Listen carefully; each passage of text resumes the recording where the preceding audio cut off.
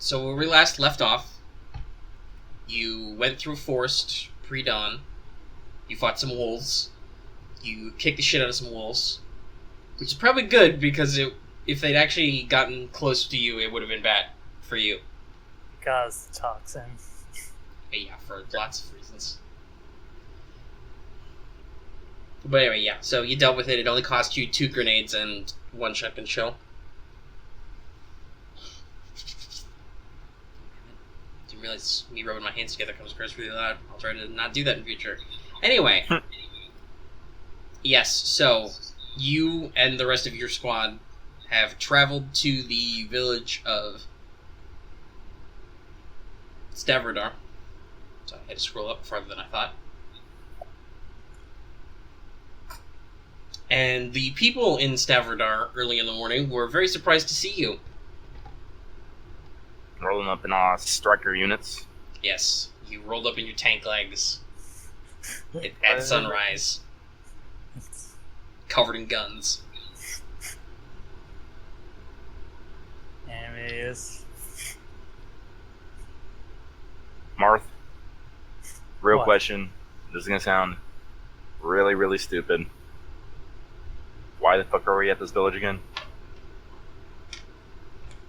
Somebody's not awake yet. No. Like, I wrote out, like, a whole, like, journal thing, and I'm like, wait, I didn't write, like, why we're going to this village. I'm looking at my Even other though notes, in I'm all character you wrote all this down. You actually said that last Yeah. time. In character, do you want to look at your notebook? Alright, Chica. God can tell you Yeah. what you wrote down. Pickle. please, God. Wait, why are we here again? Alright, so Stavrodar is a village that when you were asking around about black magic and heresy and other activity was a name that everybody kept telling you. They kept saying that they heard from their brothers, fathers, cousins, nephews, tax collector or banker, whatever, that there was weird shit going on in Stavrodar. So you basically followed all those rumors, and then last time, I think because of the way the rolls worked out, we decided that Bailey basically just hijacked Felix and took him to a library or something, and threw books at him until he got the answer, which was you got the physical location of the town, you got its basic layout, lots of census data, other surrounding stuff. Which he then reported all to you, so you wrote all down, so if you need to ask those questions again, feel free. But the short version is, yes, you were asking around about weird stuff going on, and this is the place where people consistently said there were rumors of weird stuff. So the captain said, alright, we're going to park it. You guys go. You see what's up in the town. If it's nothing, it's nothing. If it's something you can deal with it. And if it's not something you can deal with on your own, just scuttle back to the train and we'll all go. All of us. Okay. But unfortunately, you guys are still supposed to watch the supplies, which means that all of you can't leave without a really good reason. Right. Alright, and it's just the 6 of us right now, right? Yeah. 2 player characters, 3 non-player characters, and 1 dormant PC. Okay. We exist to dispense medic, possibly. Push here for heals. Yeah, should you guys ever actually get injured. Right. Which might actually happen. Don't worry, I'll get you next time. I'm- I need to test how good active barrier actually is. That means I need to actually be able to attack you. Alright, activator is just like the other Active way, barrier right? is basically instead of rolling evasion, you roll spellcraft.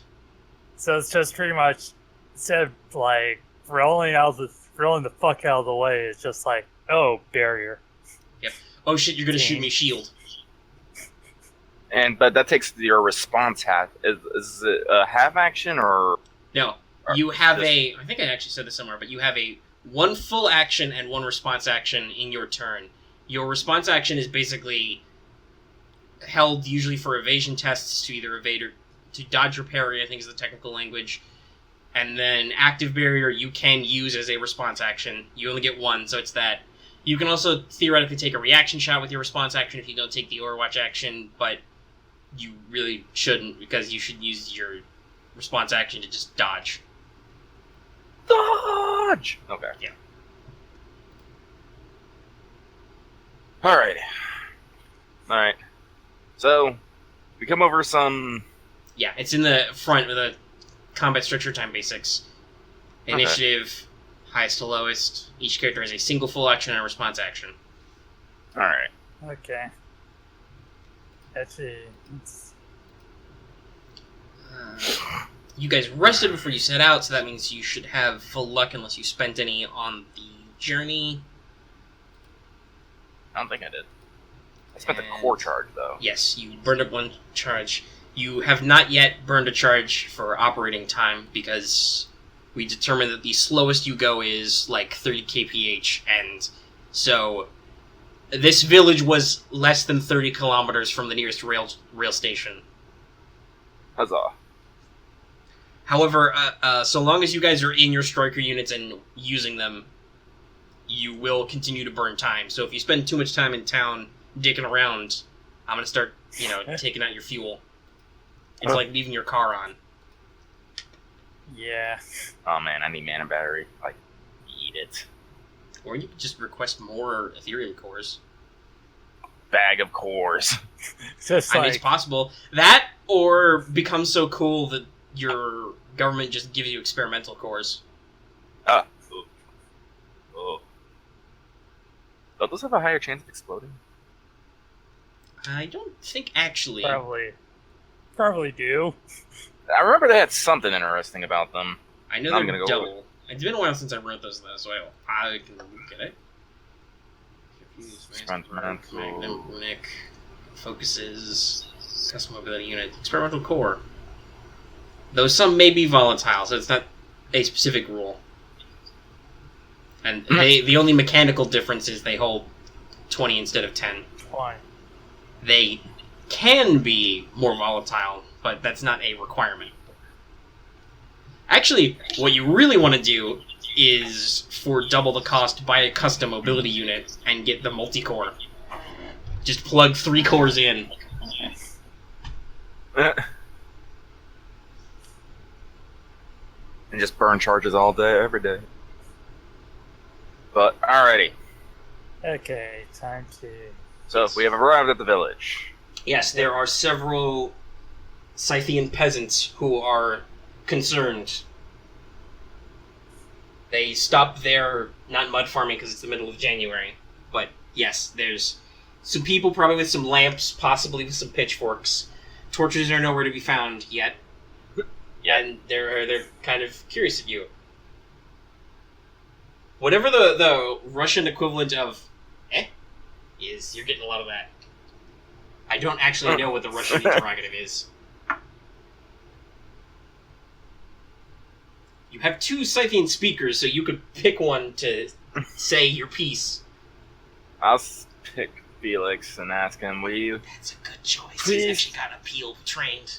It's like, Felix, would you please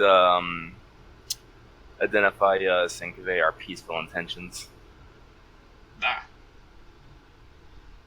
Because it's funnier. I should have Felix roll appeal to see how well this goes over. Oh, God. Since you are technically leaving it up to whatever the hell he says. Yeah. Okay, that's... Oh! He's trained at being friendly and cool, technically, because But I of rolled an skills. 88 out of 34. Oh, this is gonna go bad. It's 4 Oh, degrees. this is That's 4 degrees? No, 5. 5 degrees of failure. That's pretty bad. That's pretty bad. He, holds his hand up high, whoops his fluffy hat off his head, holds it to his heart, and bellows out something in Russian that sounds happy, and blah blah blah. And then the people go, eep, and scuttle back into their homes. Felix, what exactly did you say? Well, I don't know, Warrant Officer. I just greeted him. I said very loudly, we're the... It's American. Or not He's America. American species. Yeah, not Americans. We're from not America. And we were allies of the Cossack forces. And we are here to help. And then Calamity kind of comes up behind you and says, He may have said it very loudly. Like, perhaps, hello, we are the American Army, we are here to help you, without any context. Oh. He may have accidentally scared them. And then, Felix is like, oh, I was just being friendly, warrant officer, I don't know what, maybe they took it the wrong way. It's alright, Felix, it's alright. We have declared ourselves and identified our... Maybe we should have pulled one of the giant trains off giant flag off the trains, taken it with us. By the way, your train is covered in American flags. I don't know if I actually brought that up before, but it's an important point. To make sure everybody knows whose train it is. Every car has a big flag. Okay, I think this is the first time you brought it up. Yeah, I don't remember. I remember sandbags for metal plating instead of, our giant flags. Our flags are the best bolt deflectors we got. Yeah, flags and sandbags.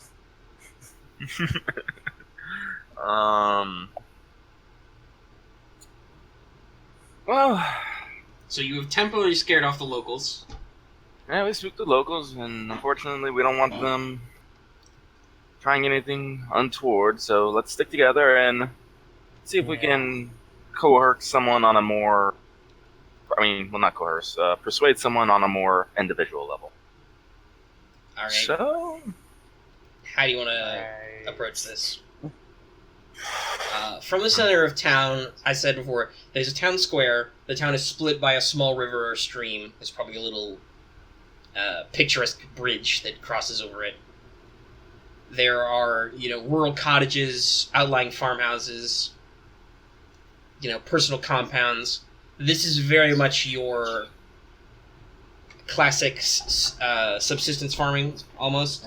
This is after the liberation of the serfs, so technically this wouldn't be a noble's land or anything, so everybody is basically living the classic rural lifestyle out here. They farm for themselves, they fish for themselves, all that stuff. They trade for what they need from other people, etc. There's some granaries where they store grain. There's a village house or common house where basically, I don't know if this is accurate necessarily, but I'm saying for the sake of fiction, there's a central house where if you don't have a house, if you're a migrant worker or you just own your own home or whatever, you have a place to stay at night, which also kind of functions as an inn or a tavern maybe. Okay. It's winter, so they're not very active, but these are mostly farm people, so you've definitely got quite a few people who are probably up.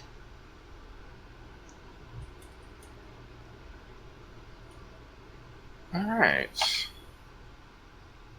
Bailey, didn't you mention something about there being north of in the area? Yes. Well, let's go see if we can speak with the good priest. A man of faith. Actually, yes, there's a church, but there's a detail I should point out that you may find unusual immediately. Oh. The river is not frozen over. Oh, yeah, that's right. That, spirit. By call, correct? Yes. I want to use me some Aether set. I roll Go that for it. shit. Roll those dice. I'm rolling dice. 1 degree of success. Alright, so that's 10 meters. Yep. Yeah, the rough course of the river is the rough course of a water ley line. You're sitting right on top of it. Nice.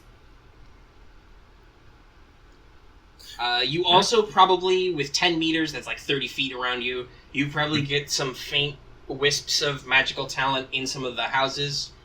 You do recall that while magic was never super common here, there were a couple of people in the several hundred who live in this town who were mages, usually earth or wood mages. If you wanted to talk to whatever stands for a local mage infrastructure in this town, that would also be the church. Yeah. Alright, well. That's, yeah. Well,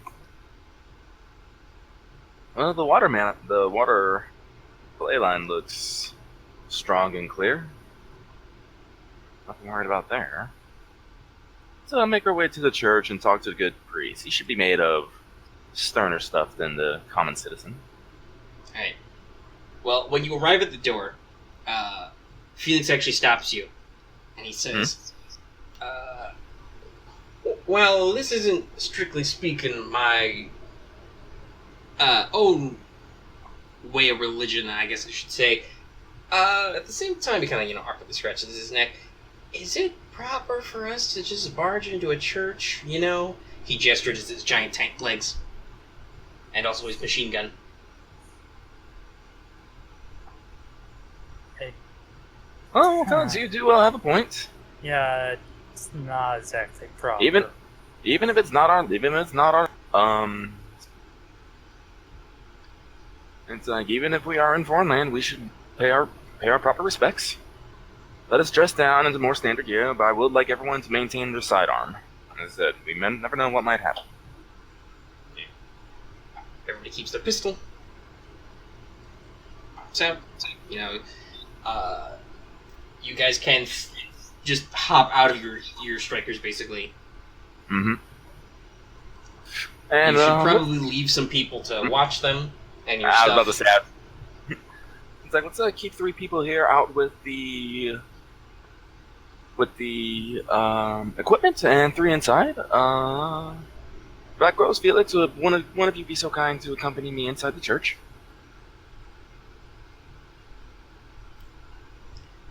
Probably Felix should go. Okay. Because between Arrestley and Calante, that's basically your 2 sets of eyes in the team. Yeah. So they stay with the stuff, and you leave the medic outside. Alright. Or do you leave the Mad Bomber outside and take the medic? No, I'm gonna take the Mad Bomber inside. I need to keep an eye on him. Alright, you go inside. By the way, before you ask, yes, walking into a place after leaving most of your guns outside is the risky option for Thrill Seeker. Jesus. Wow, I wasn't even going to ask. Are you sure? Are you sure you weren't going to ask? Alright, yes, you're in a church. It is a rural Russian Orthodox church. I would like to state I am still carrying my sword. Of course you are. It's a sidearm. That's what it's there for. That's That's actually historically correct. The sword is not a primary weapon. Alrighty. Anyway, so, push open Bailey, the how much doors. stuff are you leaving at the door? What stuff? Yeah.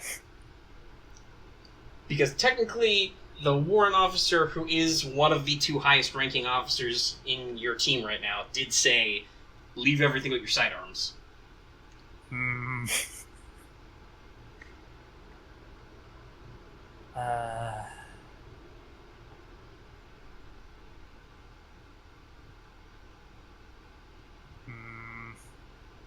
Say probably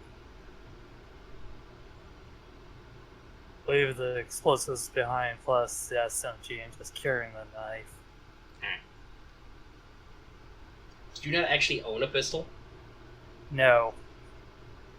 Well, no. Oh, wait, no, he probably didn't get one in his standard equipment. That is possible, yes. Because they get Demo gets the extra grenades or the satchel charge. Yeah. I still have 34 MC. We're not really in a place to spend it. Yeah. You could, if only any of you were actually trained in negotiation, you could in fact try and scrounge one up. Alright, well, I don't want you going unarmed, and I'm pretty confident with my sword, so I will lend you my heavy pistol. Alright. Alright, I'll just take it. Thanks. You pull up Like, your if I have to go run 1911. into Alrighty. Okay, yes, you are in a church. It's early in the morning. There's some lights. It's Orthodox, so they're not really big on the iconography. Mostly it's just, candles and stuff. Mm-hmm.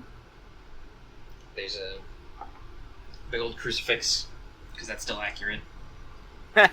There's probably some 8-pointed stars around. Alright. Do I see the priest inside? Yes. He appears to be, up front, tidying things up, Mhm. and he seems quite surprised at your presence. Alright. I will smile and nod to him, but I'll make my way to the cross and I will perform religious. I can't think of the word. Rights? Religious rites. I am I'm Orthodox myself. Interesting.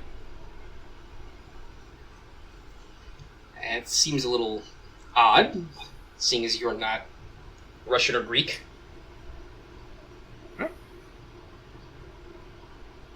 Seriously, you're making me ask you, are you sure you're Orthodox?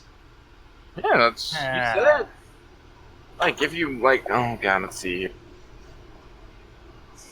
Yeah, because you said it's split off from the main. Now I gotta go double check and make sure I fucking. This is based on IRL actual schisms to Christianity. So, Prognostianism is your Catholic Church analog, which would be most of. Oh shit! I messed up. Hang on. Christendom, and then there's whatever the hell I decided to call Protestantism, because that's a huge pain in the ass to come up with a different name for. God. Yeah, the French are mostly Catholic. Oh, hey, microphone. I'm a lot closer to you all of a sudden.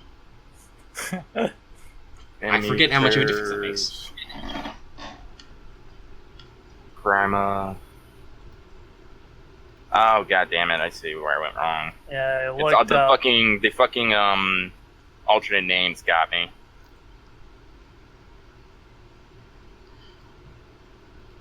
Yeah, that happens.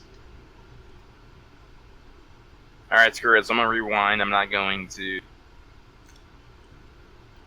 do religious. I mean, you rites. can still pray. I'll cross myself and show some respect, but it's weird. Now I gotta rethink that. Son of a bitch. Ugh. Probably gonna be Madison. I mean, it becomes the classic dilemma of IRL religion. Are you Catholic or Protestant? Yes, yeah. I know there's a lot of wiggle room in between, but fundamentally, are you Catholic or Protestant? Especially in the World War I time period.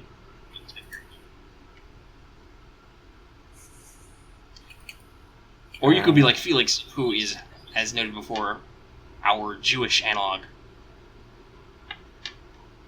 Alrighty. Okay, and after, cross myself, I will turn to the priest and, just state, and just in English, and just like, good evening, Father, may we have some of your time? Okay, hold on. I don't know if he understands me or not, so I'm just gonna start. Well, fun fact. Priests are in my NPC list. So I can have him roll an int check to see if he understands English. It's not actually that crazy. The universal language at this period would still be the French analog fleur, because lingua franca. Mm-hmm. So you can also try that. French neck. I don't. It's like.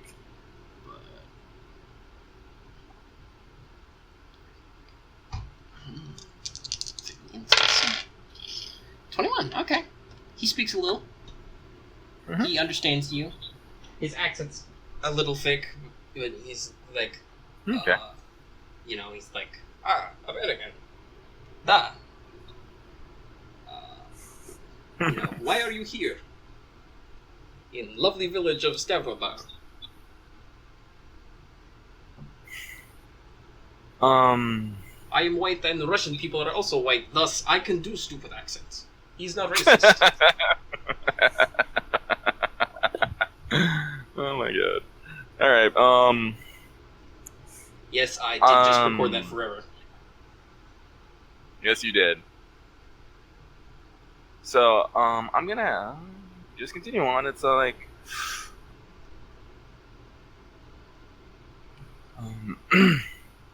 Oh yeah, I'll clear my throat. It's just like me and my fellow companions are attached to a unit investigating the area for strange magical activity for possible black magic and maleficarum. It's like if you have any information on the subject, we would appreciate it greatly if you would share this. All right. He probably has to think about some of your fancier diction there a little, but he definitely understands, Maleficar. Yeah. And Felix can probably jump in and help. Yeah. If he, can't find. Yeah, the I'll just motion Felix forward. Come help me with translation.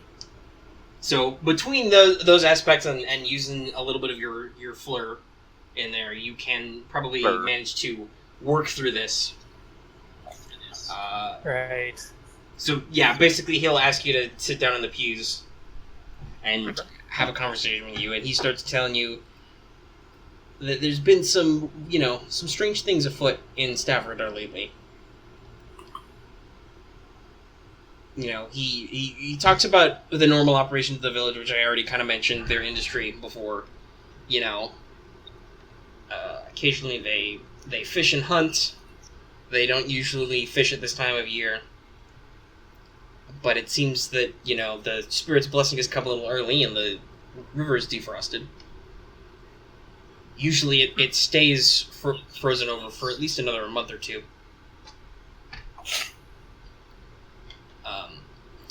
There are mines nearby. There are usually lots of injuries associated with mines, so the priest is familiar with that. But he's noticed that, yes, there are some, unusual things going on. They've seen lots of animals active in the woods because of the season that's not typical. Animals are hibernating, or they, lay low, or they move very minimally. But there's animals have been agitated in the nearby forests lately.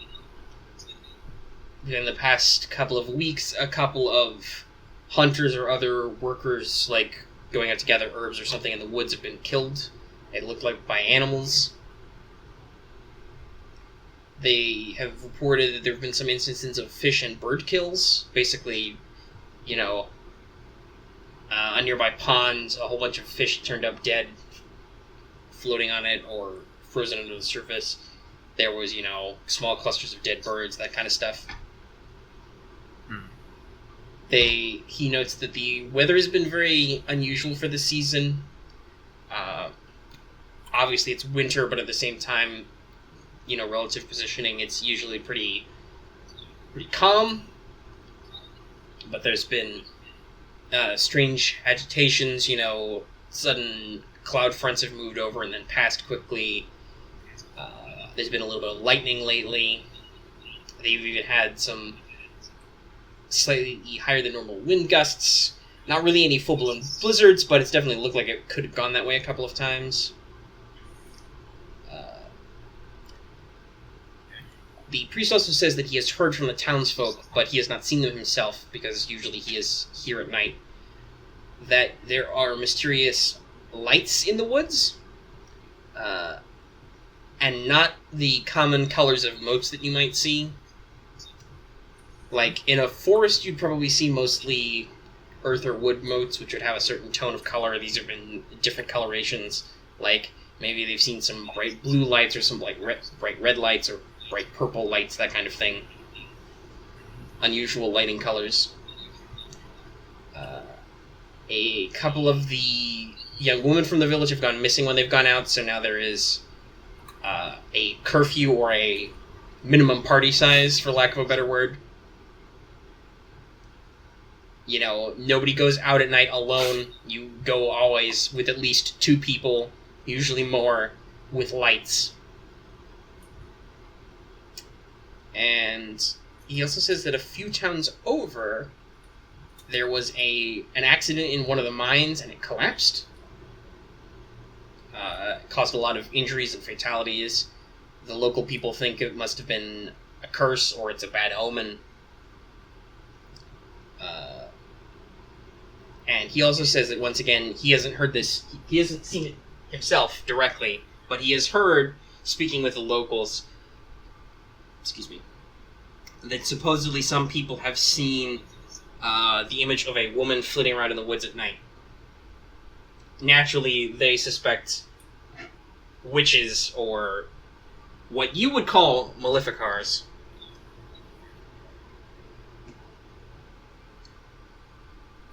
And he does also know that because of this, the people have not been able to go upstream, basically, and make offerings to the spirit. But yeah, so that's the basic outline of weird occurrences. If you want to learn more, you might want to go back into town and talk to people who may have actually seen these things. Or you could ask the priest to go into town and rustle up some people, something like that. Whatever. Feel free to ask any questions of him or of me as the omnipotent third person. With skills, you can roll them. Alright, well, actually, that's talking to the priest was a lot more fruitful than I thought it was going to be. Let's see here. So well, you ask a religious man, hey, is there black magic going on? And he's like, well, I don't know. There's lots of weird stuff going on, though. And I'm the priest, so everybody tells me about it. It's like shit goes down. Alrighty, so seems that things are just not. Stavrodar.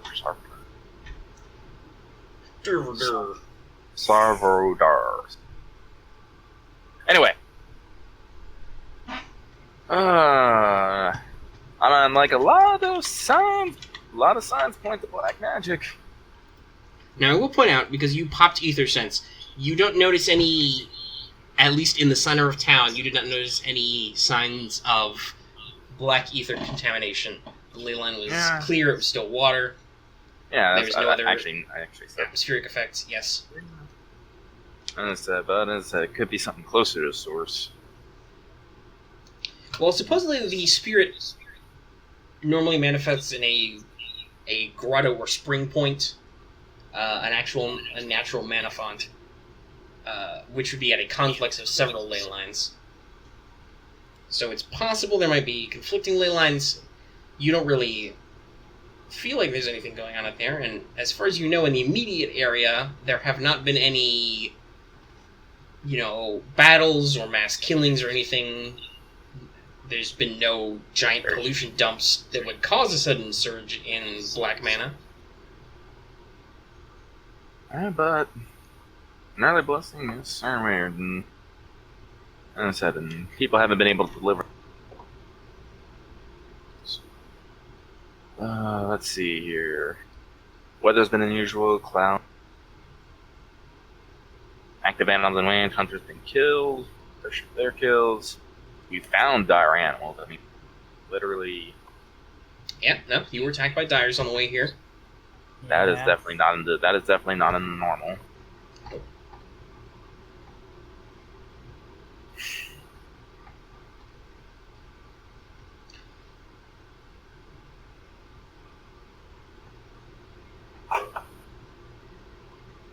Not able to. Spirits offerings.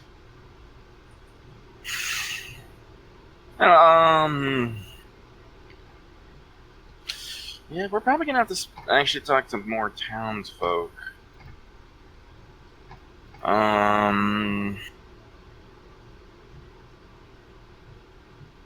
Let's see here. Honestly, one of the things we could do is we could offer protections to deliver their offerings. At the same time, maybe go see by call and see if they know anything. And so that might be one of those nice little two birds with one stone things there. Get a few answers, find why the blessing play. And if it's a natural mana font, then you can check on many of the ley lines. Yep. Also, you guys can just, soak in a mana font. Yeah, that'd be fun. Delicious raw unbound mana.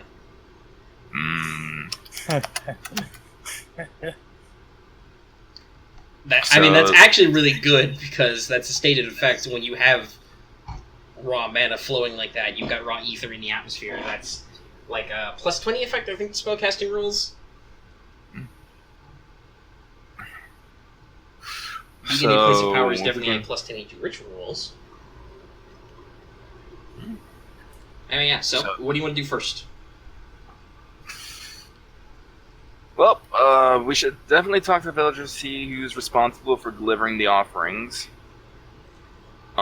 We can basically offer our protection since we will be going up there to speak with Call and check on the state of things. I'm not sure if we want to do that first, but it's definitely something we should do. Right. Honestly, I'm not sure. I will say the forest where most of the weird stuff is happening is in that direction anyway. That is upstream, basically. Towards the foothills, the actual spring the river comes from. So it can knock 2 things out. We can knock like several things out if we get. So right now we should do a little bit more information gathering, like specifically with like the missing women. Like maybe we can find a common factor in them. As I said, there's this woman at night. Perhaps this witch. We can get some more testimonies on that. Active animals in the woods. Hunters may kill first from bird kills. I'm not sure if we can actually find more information on that. If we could. Well, here's the thing. It sounds to me like you're planning some kind of investigation of this situation. Yeah. So maybe you guys should roll investigation. I mean, roll half perception. All right. Well, let's thank the priest for his time. Let's go back out to the strikers. We'll appraise everyone of the situation. We'll split into 2 groups, each with a Scythian translator. I'll take Black Rose. You take Felix, and I'll take. Great. So. Do you want the medic or the scout? Yeah. Medic. All right, so I get the scout. So I got the scout, the sniper, and we got the assault. Then we got the heavy, the militionist, and the medic. Honestly, I feel that's kind of fair. Yeah. All right, so as I said, I'll take out my pen and pad. I'll scribble a copy of our relevant points to hit. Give that to you. Okay. As I said, after you complete your investigation, let's meet back here at the church, and we'll discuss where to go from there. All right? Gotcha. Alrighty, man. Move out. Salutes are exchanged. People split up. Go team! Roll that investigation. Both of you take a, let's call it a plus 20 each because you have 2 people helping you. Yeah. Rather than have me roll for like 4 NPCs with their half perception scores, just take some bonuses. I'm okay with that. Okay. What's the bonus? You get 2 people helping, so we'll call it plus 20. Okay. That would mean... Oh, so I'm pretty much should just probably rolling... explicitly write that down somewhere. That teamwork is a plus 10 on skill tests. Oh, cool. Okay, oh, yeah. so that teamwork just means I'm getting a plus... I'm just rolling regularly anyways. So I'm gonna spend one of my points of luck here. And I want a plus 20? 10. Plus 20. It's plus 20 with luck points. Oh, it is? I keep forgetting that. I don't know. No, the luck is really good. You want to... Luck is what gives you guys the edge in the fact that you're kind of shitty at things until you get some XP to get your skill list fully rounded. Okay, I'm going to spend one just to get more. Yeah, so plus 20, plus 20, plus 40. That brings me up to 58. Where's my calculator? That's how I'm going to start doing places success. Is it more than 10? How many 10 places do I have? So, let me see. So, D8 minus 9. Oh, 29. Awesome. 2 degrees of success. 20 divided... Wait. 4 divided by 2 is 20 plus 20 plus 27 is 6. Yes, if you're just subtracting what you rolled is- from your target, then yes, your tens place is your amount of success degrees. Yeah. That's just 47, so just 4 degrees. Just 4, you say? Yeah. Alright, okay. 4 degrees and 2 degrees? Alright. Yep. Do either of you have any particular focus of your investigative efforts? Or are you just trying to hit all your bullet points? Like, would you delegate certain aspects of your investigation to different people? Well, I'll definitely be investigating the not being able to bring this, like the water blessing and the spirit offerings, for sure. And I'd probably be focusing on the missing women. And Alright, so you're woman focused more on the spiritual aspect of this situation. Yeah. I'll guess I would focus more on the, guess the animal aspect of the woods. Alright. That's kind of funny that you didn't take either of your woods people with you when you did that, but still. And you did really great.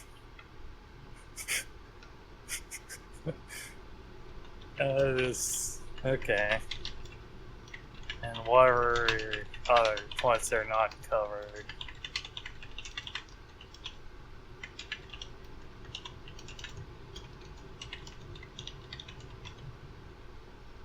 Alright. It is now a rule when you are making a test with the assistance of another character and you're not in structured time, like right now, you get a plus 10 for each person helping.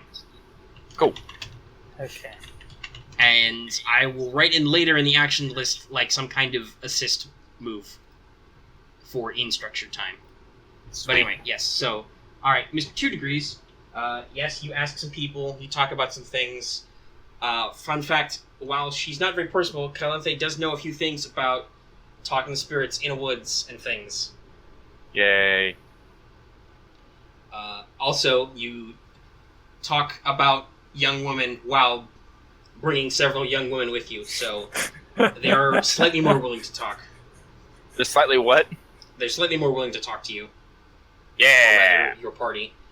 So Oh, shit, the offerings thing is basically just, yeah, normally at least once a month, usually a couple times a month, they bundle together some offerings for the spirit. You know, they wish for clean water and to make sure they have enough water in the growing season. They pray for an abundance of water so they can irrigate their crops and all that.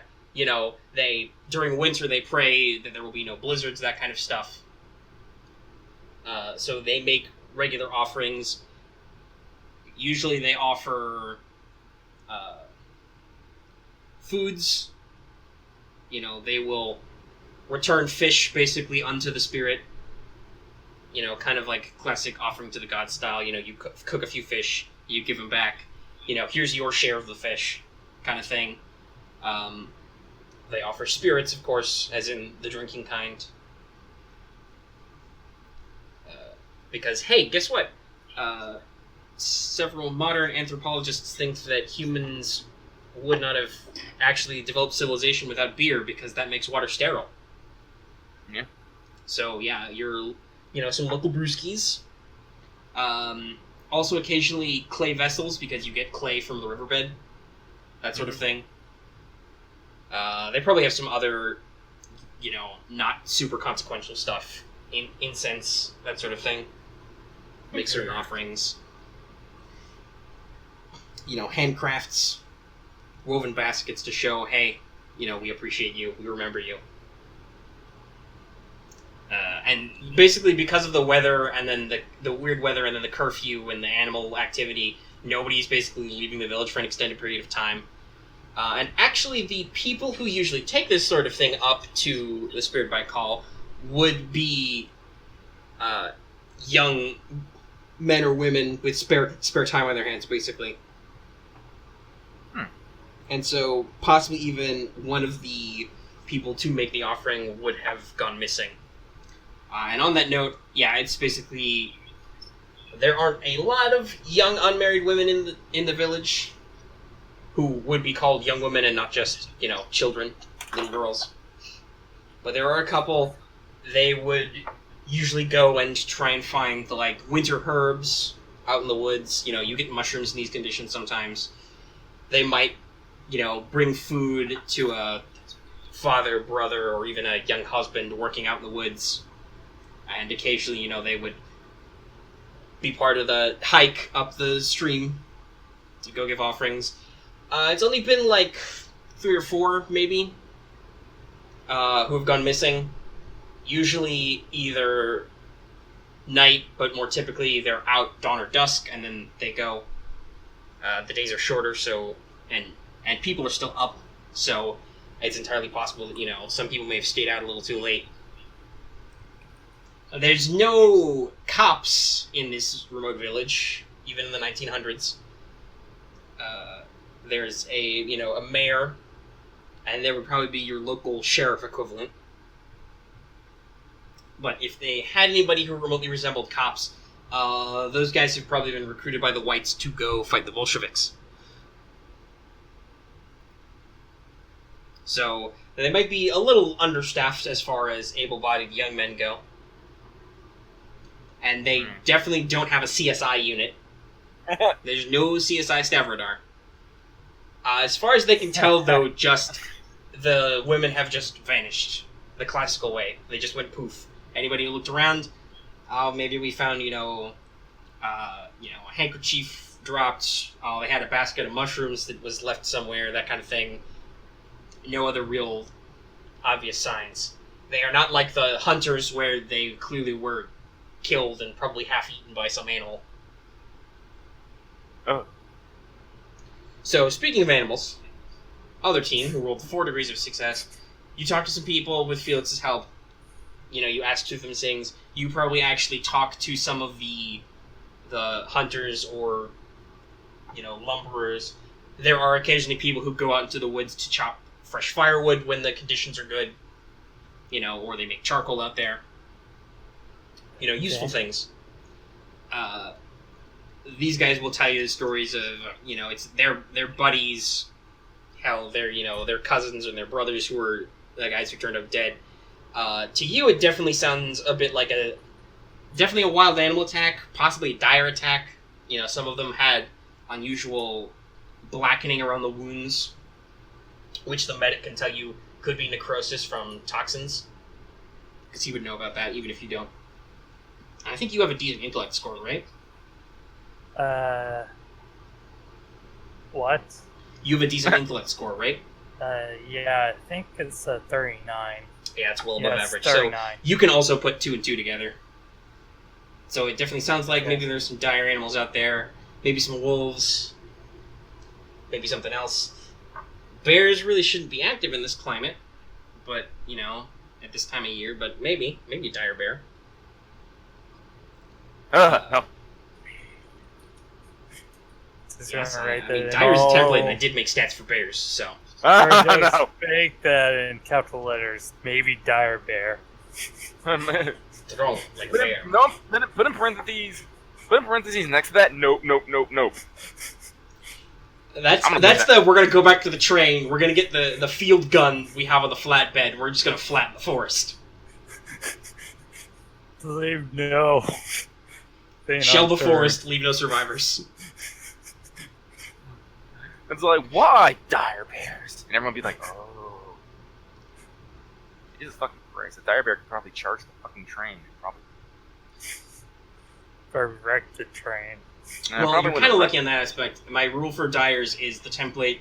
If something is small, it goes to medium size. If something's medium, it goes to large size. Large and very large creatures don't go up a size category, basically. Oh, okay. Never mind then. A bear would already be large. It would be larger and probably spikier, like bear scarns in Dragon Age, but it would not necessarily go to, Superman huge, steroid bear. I thought I was going to go to steroid bear. Okay. I don't want to be too crazy. Also, very large on the scale of elephants, so... I don't know, even with the dire enlargement, that a bear would become elephant-sized, and if that's the same thing to make people fight. Dire elephant? Hey, sometimes you shouldn't fight. Sometimes you should run. Just because something has stats doesn't always mean you can kill it. Oh, but that's not how RPGs work. If you meet the Buddha, kill the Buddha. Yeah, and that's why we have... Yeah, it's Don't not actually like do some that. sort If of you met somebody RPG who was where enlightened, you're... it would be unfortunate for you. Especially like jokes about how people who are sufficiently enlightened can become dragons. Just know that was... Also, yes, no. Nobody reports any mysterious mass deaths of cattle, any strange roaring in the night, anything like that. Probably not dragons.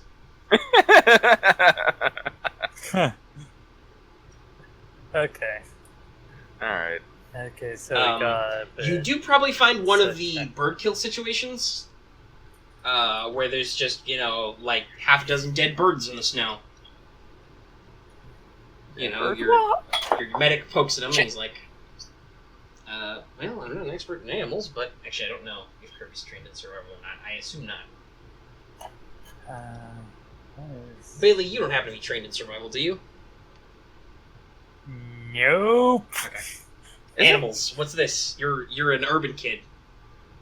You make machines and blow up machines. Is it a pigeon? No. It's not a pigeon or a rat. You don't know what it is. I'm just going to double check Kirby's thing. Oh, do you got it handy? I should have it handy. Somewhere, just slaying the same load quickly. Thing, but yeah. But so he would probably like poke at it and be like, well, I'm not an expert in animals, but they're definitely dead. It doesn't look like any external causes. I don't really know if his character would be snarky or not, but knowing Kirby, he probably would be.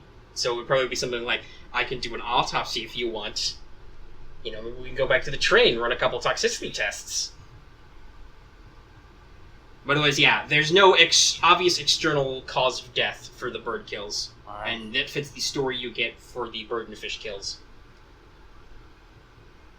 But yes, so, judging by what people tell you and what you can see with your own eyes, there's definitely some unusual activity going on, possibly of a poisonous variety. And some animals and some guys who died in the woods. Usually while they were in small numbers or alone. And closer to night, either closer to dawning or closer to dusk. Okay. It's winter in Siberia, so nobody goes out in the middle of the night without a damn good reason. Damn. So I'm gonna say that's probably taken you guys all together while you're investigating, probably taken an hour, so everybody scratch a charge off your Ethereum cores. Ah! I'm 8. Right. So I'm down to 9. I'm glad we got back 8. And you guys both burned a point of luck. Yep. Hope you don't need it luck later. Is there no way to increase your luck later game? Yeah, it's 500 XP a pop to buy a new point of luck. Oh, okay. But that's that's either you're getting back because you burned a point of luck, which is really strong. You almost never want to actually burn luck unless it's really, really bad. Or you're increasing your maximum luck pool, so it's kind of good. But yeah, it's expensive. There it is. I think it's actually under character creation where it says what you can do. Yeah, you can spend luck, and then burn luck to completely ignore all damage from an attack, stabilize and come back to 0 HP if you would die, ignore a critical failure, or automatically succeed on a test at max degrees of success before rolling. You may buy a new point of luck at 500 XP per point. Wow. Burning is the, oh god, I'm literally going to die, I would like to not. Or the, oh god, I really need to succeed on this test so I don't die. And God's like, I got you, bro. Yes, fortune smiles on you, but you burn up a little bit of that fortune. But you get it back later. Anyway, yeah, so... you guys have probably investigated most of the town, talked to everybody who will talk to you, one way or the other. Pretty sure we got them slammed. Alright, yeah, so... He could technically roll medication, but that would be, like I said, he would have to, set up a I think the technical term for an animal is a necropsy, not an autopsy. But yes, you would need to, like, get him a basement or let him go back to the train and get his full set of medical tools, not just the medical kit that he's carrying, and do some mad science shit. Also, if anybody asks, Calente's like, no, I don't talk to the dead. I'm not a necromancer. Yep. I didn't ask. If you're curious, I'm pretty sure her only actual poison aspects spells is Venom Rounds, which she got for free, and Curse. So if you need to curse somebody, she can curse the shit out of them. That would not be honorable. No. It'd be funny, though. Curse is, I think, fun, because it does... For the narrative end, it does, goofy stuff like makes milk spoil, water go stale, that kind of stuff. But mechanically, you can also curse a person and you just eat a few of their luck points. Nom. It's like, all that luck you got? Nope. Oh. Alrighty. So it's pretty much the luck burn. Well, yeah, you're cursed. Yeah. I try to make sure that every tree has Everything at least one has thing some. they do that is, like, unique in some aspect. Like, fire, you can get cleansing fire and mana burn. You can do some pretty unique things. Void's got the stuff like mana battery. Poison lets you do fun stuff with, like, luck and health and some other things. Anyway, yeah. Okay. Alright, so I guess we reconvene? Yep. Alright, let's share some information. I think our best bet is probably I think our best bet at this point is either escort some villagers up to the mana font, or we just take the offerings ourselves. As I said, they have been mostly cooperative. We should only do a good deed in turn. Right. And we could totally, hang out with Spirit and, swim in a natural mana font. That's totally not the reason why I want to do that. Not at all. It's like much. You want to go swimming in this weather? It's like. Okay then. I have enough. I could just buy Firestarter and be warm. You could just take a fire starter. But if your element is not water.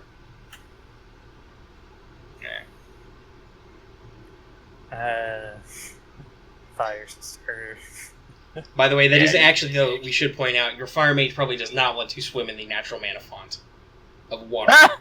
Because it's water. Unlike elemental that'd creatures, you don't actually take, super effective damage. It's still not always fun. And you certainly don't want to try and cast spells near it. Or at it, anyway. Because it probably has some, Because fire and water cancel out. And just make steam. Yeah. Steam and ash. Oh, man. Steam aspect. No. Oh, man, you were probably going to have to hang back if we talk to the Spirit. Otherwise, he's just going to give you the stink eye the entire time.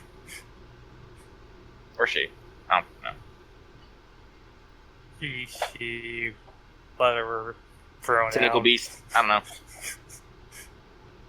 Tentacle is not gender. You asked the question. People will probably describe the Spirit Bicale to you when it manifests. Normally, it manifests in the form of a tall, vaguely translucent blue woman. Blue woman! Clad in, a dress, and who has long hair which kind of drifts around behind her like she's underwater all the time. Even when she's not underwater. Oh. Majestic. Yeah, spirits are pretty majestic.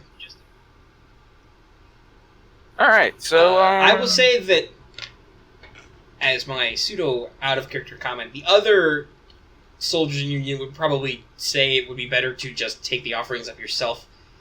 In the off chance you actually run into a combat situation, it'll be easier if you just have to look out for yourselves and don't have to watch over civilians, too. Right. Okay. That way nobody actually gets shot or mauled or blown up. Sideways glance. Or have... Right. Or have to, dodge roll up to the way you attack to protect the villager. I'd do it. I mean, yeah. They know. Actually, that's an interesting question. Can you use your response half action to intercept an attack intended for someone else?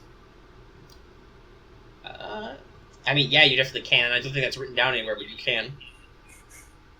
Yeah, I know it's not written down anywhere. That's all I was just like thinking. Like specifically, it's like because he mentions, like Marth mentions, like throwing yourself. I'm all like, I guess that'd be a response. Technically, if you're willing to. Yeah, no, that would be a response. You couldn't evade for them, but you could like parry or do active barrier. You could try and take the hit for somebody. I might have to note that down somewhere. Okay. All right, but distance. All right, well, let's talk to the priest and let's see if he knows who has any offerings prepared, because we'll be more than happy to take them up. It's like we wish to go check out the mana fonts, maybe pay by call, and it would definitely help if we had some offerings. And since you need offerings taken up, hey. Yeah, no, they'll definitely, bundle you up with some stuff. Sweet. A small keg of beer. Like I said, some clay vessels, like cups or small jugs. Mm-hmm. All right, we've only been, we'll bundle that in tight. We've only been going moving about like a couple hours, so we really haven't got like hungry or thirsty yet, right? No. All right, cool. You would have had time to eat anything you want before leaving the train. Yeah, stock up on them calories. Right. It is important. The day is slightly overcast now that the sun is up, and it is cold. And it is cold. Luckily, everybody either owns fire starter or has Cold weather gear. Yeah, cold weather gear. All right. Well, anyway, let us follow this. We just have to follow the stream up to the mana font, correct? Yeah, basically. Yeah. Let's do that. Right. You go up the stream.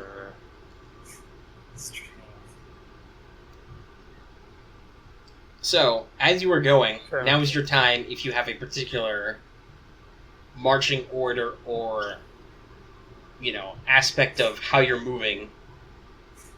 You want to note. Single file line. I'm going to take the lead. Well, you're the close quarters guy. That does make sense. I want Felix behind me, Medic behind Felix, and then Bailey at the rear. Well, okay, not quite single file line, but pretty close. Because I'm looking at the strings, it's like, can we not follow it too closely? Why? Water. Oh, okay. I thought you were talking a line. It's like, of course. Yeah, we'll, move off a little from the waterlay line. But then I want Black Rose on the left, keeping eyes that way, and what's our scout's name? Parsley. Parsley on the right, keeping eyes that way. Possibly Corporal Cabrera. Yep. Felix, your job is to keep eyes to our rear. Mine is to keep eyes to the front. Medic and Felix, you guys just keep looking around. All right. You're basically taking the point as far as lead gear goes. What's your weapon condition? Round chambered? Weapon condition, trench gun out. Oh yeah, give me back my heavy pistol. Yeah, I'll just hand it down Actually, yeah, if you have your trench gun, you already have a round chambered. I assume because you worked the action. They have it. And I think Bailey will have his SMG out. Right, but I was asking you what's the condition of your weapons like? Are you going full ready to go? You're gonna chamber around? Yeah, chamber around. So mine's chamber, and it still has the stun with 6 degrees of success on it. And I think I'll Well, actually, it won't do any exploding. But, I will. Yeah, I'm not quite sure how your fire magic will work so close to the ley line. Forever. String, whatever. Stream, ley line, same thing. Ah, Yeah. This. Well, IRL. luckily, there's plenty of earth and wood and stuff to draw energy from should you need to cast spells. Yeah. Because while it is a rule that you cannot convert mana of one type into its opposite, there's still plenty of mana in other things. Nice. I mean, worst comes to worst, there's heat inside you, right? Oh, no, that's terrifying. It's like, That would probably be if you're, like, pushing a spell. Oh yeah. Which nobody has done yet, I think. Because I don't think anybody's actually failed the spellcraft roll yet. So I don't nobody's had think to decide, do you want to just fizzle it or do you want to push? Alright, okay. so the important thing in that question I asked you was, you did not say, we sneak through the woods. Nope. Oh. Let's see here. What does my What does my Oh, armor I say? think- Oh well, I guess I could sneak, but I mean, you could keep a low profile if you wanted. If you I'm found some very- guys, you would need to, like, announce yourself. I'm going to keep a low profile. No, it's would too you late. like? Do you guys want to sneak? Yeah, I guess it's too late. That's why I asked the question. Nobody said we want to sneak. Right. So, Right. everybody give me awareness tests. How well can you sneak in striker units? That's part of why engine grease is the thing, but also, it depends. Yeah. It would depend kind of on your terrain and how you choose to move. If you're going, like, full throttle over noisy terrain, then no, but you don't have to. Okay, 3. Well, I got 0 degrees of failure. I think it is technically.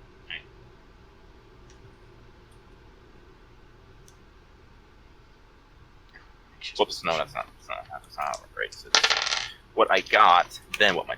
There we go.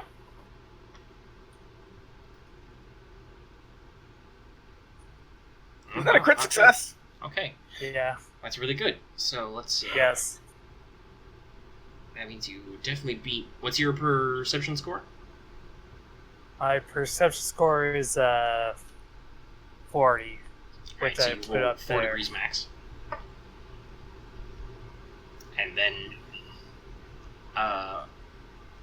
So, these guys, attempting to sneak upon you, got a 68 out of 35, which means even the guy who technically fails notices them. So, as you guys are not necessarily marching, as you're driving along, basically. You're riding on your little tread wheel things along the side of the river. And there's a little bit of clearance. I don't remember exactly what the term would be, but there's a spot where there's not trees next to the small river on either side, where you guys can move without needing to worry about roots and branches and crashing through stuff. Not that actually stops strikers, because they ignore difficult terrain, but still. There's no reason to cause a ruckus. But anyway, yes, as you're minding your own business, you hear some ruckusing going on in the woods next to you. Some, people running through the underbrush. Possibly some low speaking in Scythian. And Bailey, because you could succeed it, you definitely hear the clatter of weapons being readied. And then somebody jumps out from behind a tree with a submachine gun and yells at you loudly in Scythian, and he's going to shoot at you. Roll initiative. Okay. Sorry. It's like, I saw that coming. Felix will helpfully shout as the guy, comes yelling, Bolsheviks! Alright, so I got a 7 total. I got 1d10 plus AM. the 9 plus 3.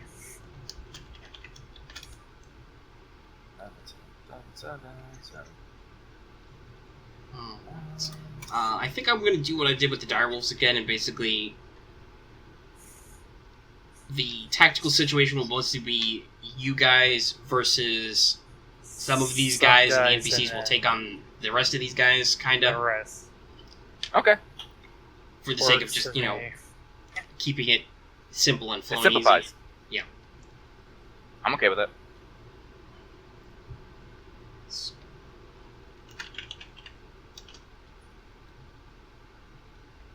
I'm sorry, now, like, that happened, and all of a sudden I can think of it as, like, Final Fantasy 9, like, dun dun dun dun dun dun dun dun dun dun dun dun dun. Like, we need some, like, battle music going on here. So there's probably about 9 or 10 of these guys total. I'll say that you guys are facing probably about 4 of them, while the rest of your unit, equally takes care of some. They appear to be armed with either heavy pistols or SMGs. And yes, let's see. They're in the woods. They're spread out a little. I'll say, because you guys are at opposite ends. So, the closest guys to you are probably, let's see, 10 meters would be like 30 feet. That's probably a little too far. Maybe more like 8 meters, because they're right up at the tree line. And then past them, probably within the more like 16 meter-ish range, there's another set of guys further back in the woods. Okay. And obviously, they're staggered, so some of them are closer to you than others. For instance, there's probably one guy who's a little ahead of your position, like that guy who jumped out and shouted. So he is obviously farther up from Bailey than he is compared to Arthur. Actually, it's a good question. About how far spaced out were you guys in your roughly single file line?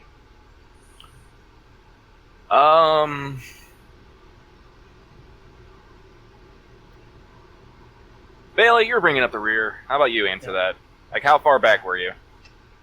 Let's see here.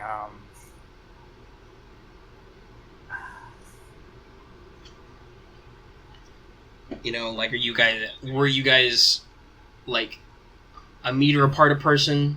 Basically really close? Were you more spread out? I would say maybe 2 or 3 meters. Alright, so let's see. Arthur's in the front, and then it's Felix, Medic, ladies.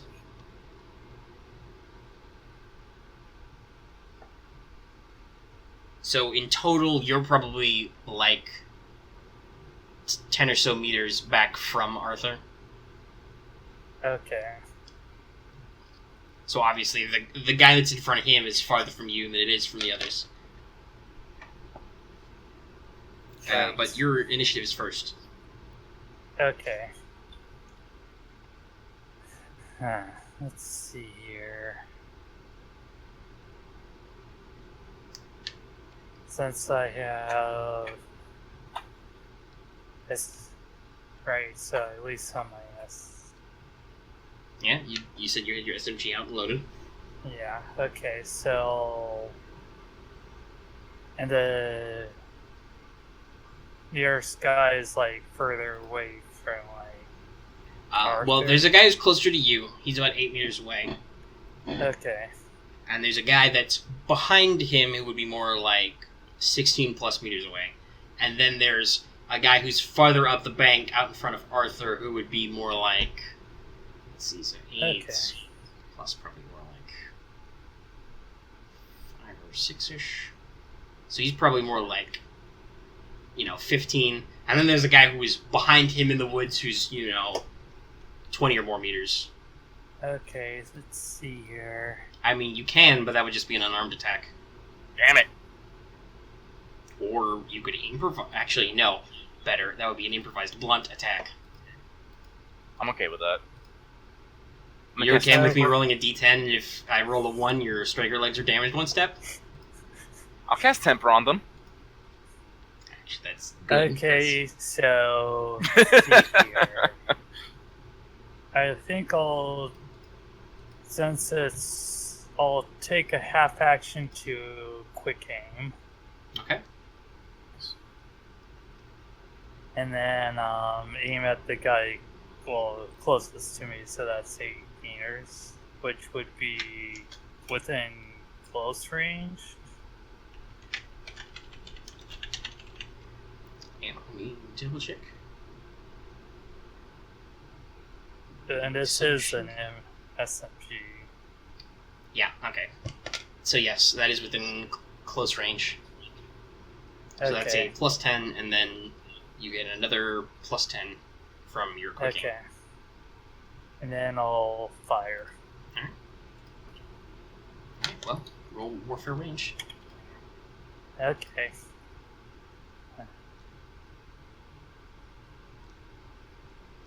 Oh, this is gonna be fun. I think my...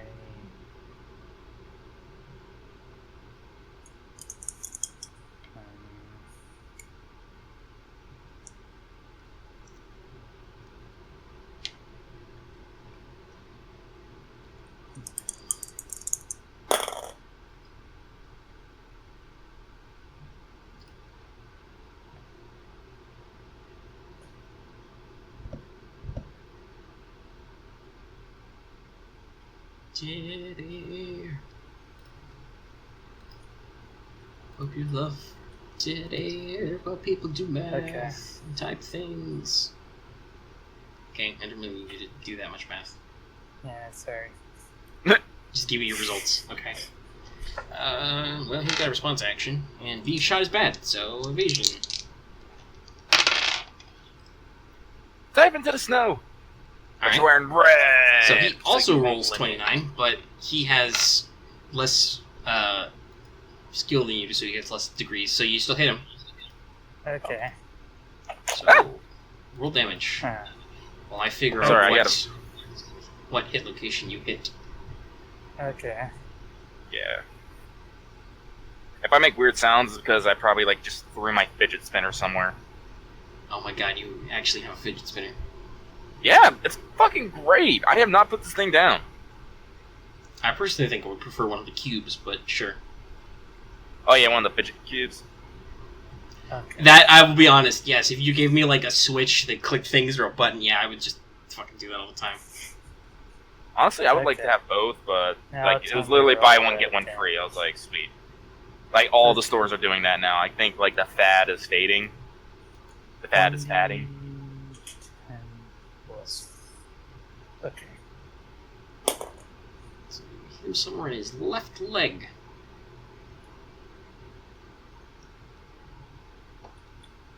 Nine damage total. Alright. You shot him in the left shin. Ow!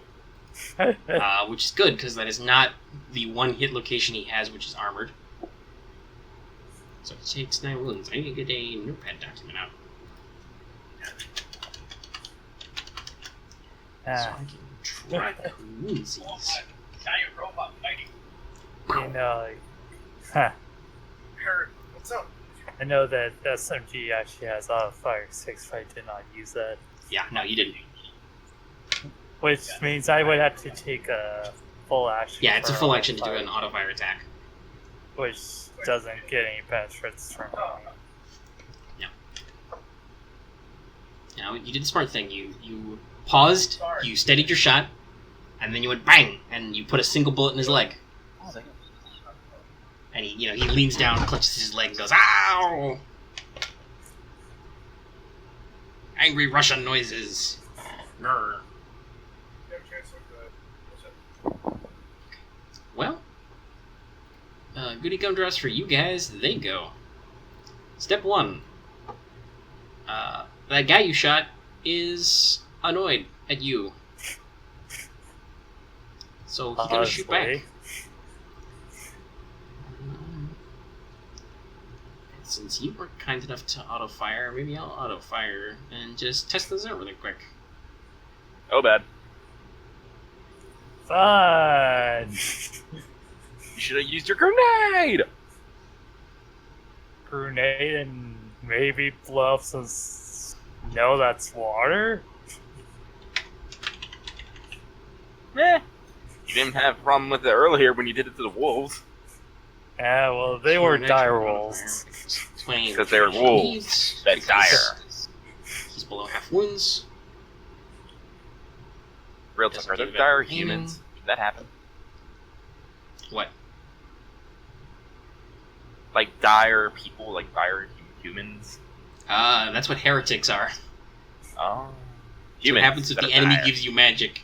They always give you poison element magic. Dehumans. Though I guess actually, technically, Screw it, you I'm could also be a heretics. vampire. I'm just calling the Or any heretics, other number of dehumans. screwed up things.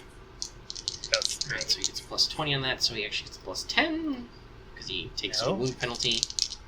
That is a 64 out of 50. So that's a big negativo. First one just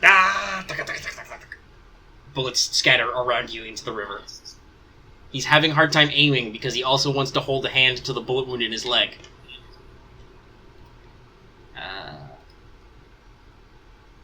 Actually, he'd get a point-blank bonus too, but that doesn't matter. That's still 0 degrees of failure instead of 1 degree. Alright. So, the guy who's farther back in the woods, but still behind that first guy, will also take a shot. Let's see. First he'll take a half move to get into cover, though. I think trees... Trees are like usually partial cover. Yeah, okay. Here we go, cover.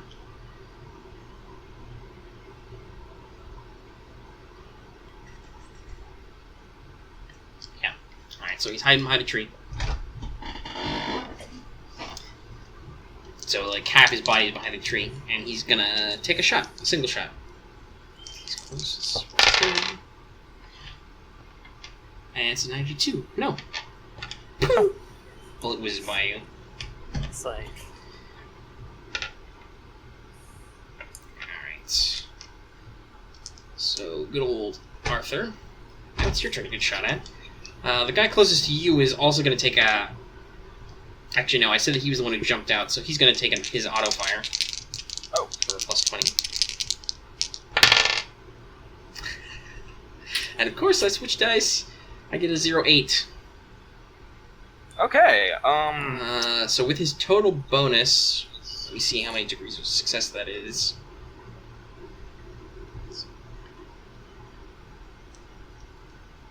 So that would be all 6 hits. Jeez! Okay, so... I'm gonna take my response half action to use my active barrier. Alright. And I'm going to burn an Ethereum charge on the cast. Alright. So that's plus 20.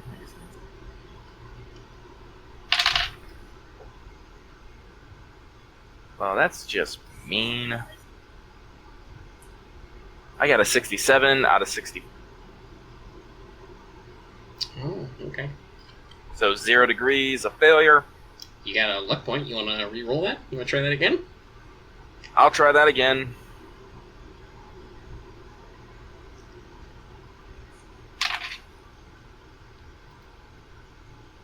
That's better, at least. Yeah, let me see here. So now it's 15 out of 64. Let me do math.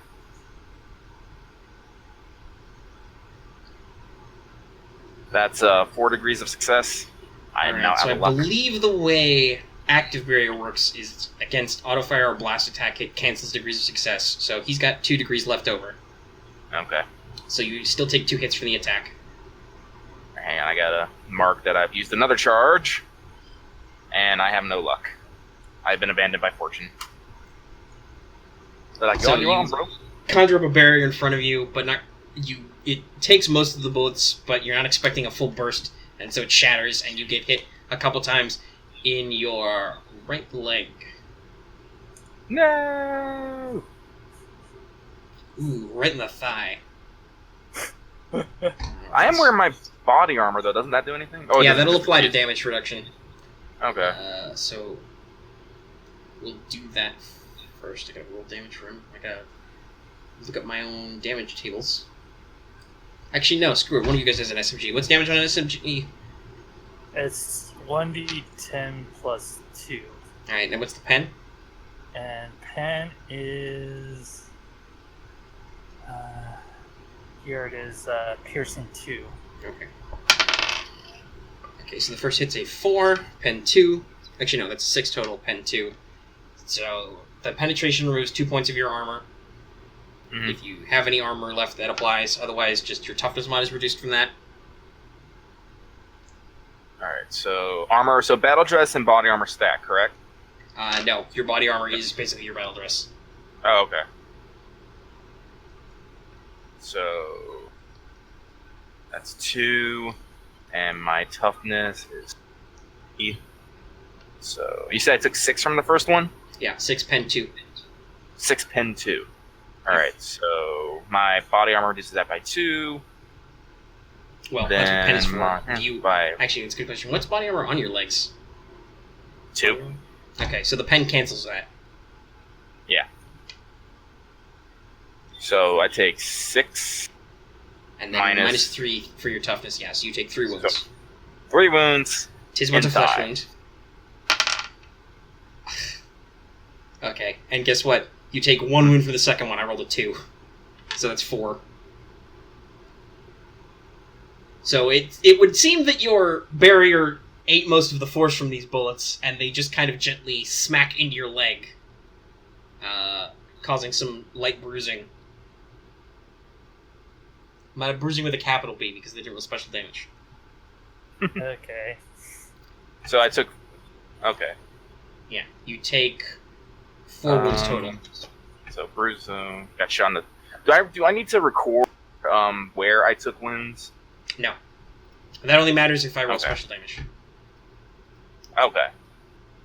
But yes, the original port I put all this from has a very specific hit location, so yes, I know that you got shot twice in the right thigh. Okay. Which could be worse. He could have gotten slightly higher and got you in the right pelvis.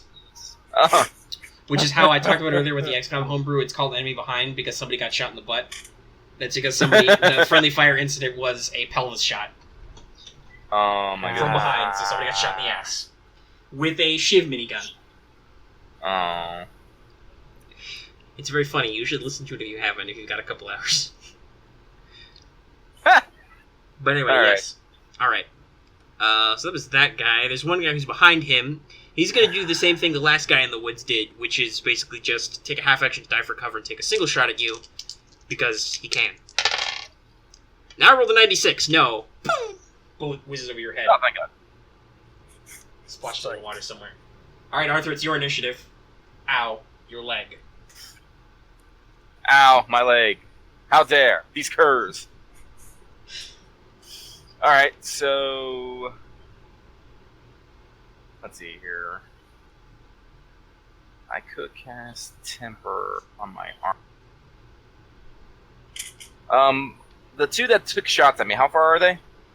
The one who's closest to you, he's like right over the riverbank. He's about 8 meters away. The one further in is about twice that, at about 16 meters. How far does cone go? It's based on your range. So, Oh, okay. what's your... Alright, well, let me actually look up a tag to get it right, and then you can tell me what the appropriate stuff is. So, cone... Alright. Fires a cone pattern at point blank range, does an extra d10 damage. At close range, you can hit 2 or more targets within 1 meter of the main target. So they're not within a meter of each other, so it doesn't work. Okay, screw that. You do ever get a additional plus 10 to warfare ranged at that distance. Oh, okay. I think we did that wrong the other day. You got the plus d10 to damage even though they weren't in point blank. And we didn't do the plus 10 to hit.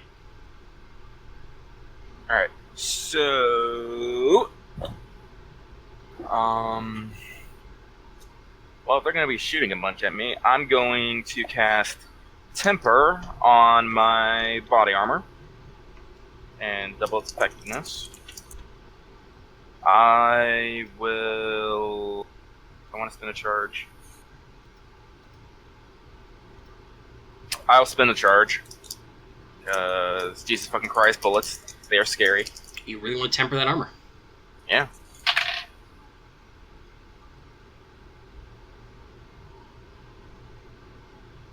Let's see. Out of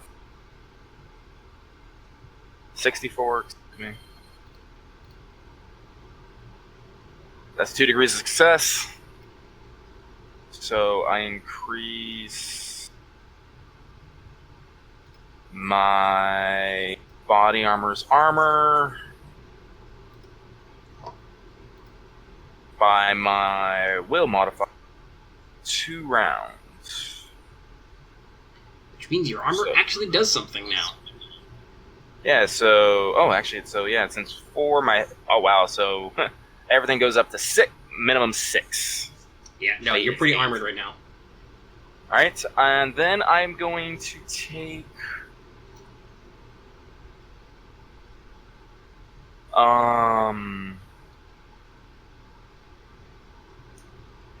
god damn it, I can't. It's an action still. Well, actually, no, I guess I could. Yeah, you've only used your response in 1 half action at this point. You've got a half left.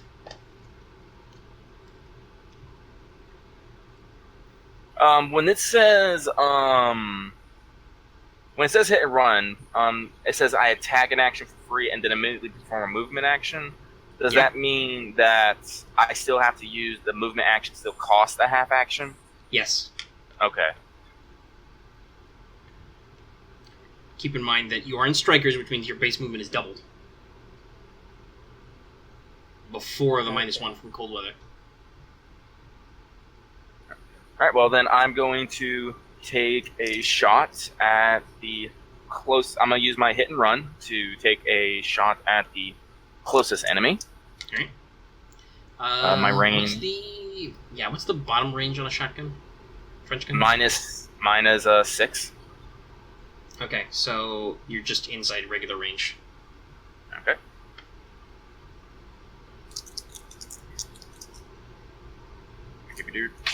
Oh. 6. Yeah, 6. Alright, so... That's not a crit, but that's still nice. So 41 minus... It's like 69, he does not make his evasion test. I totally did that wrong. Alright, let me try that again. 41 minus 6. Okay, that's 3 degrees of success. Alright. He fails by like 3 degrees on his evasion test, so you've definitely hit him. What was your actual attack roll? Because that's hit location. Oh, yeah. Oh, excuse me. Let me type that in there real quick. So that flips to become a 60, so you hit him in the body somewhere. Right in the lungs. Oh. Oh, God. Alright, so roll your damage. And remember, a shotgun is critical, so you apply special damage on 9s or 10s. I only get, 1d10? And I got a 10. Oh. Well, let's see if he's dead first. It'll be, 19. Armor piercing 2. Alright, he's got a vest on, so that's 4 in his chest, so he takes off 2 for that, and then 3 for his toughness, so that's 5, so that's a 14. He still lives, barely. So yes, roll special damage now. Roll 3d10. I'm gonna need an extra d10 here. Real quick here. Did I grab one? No.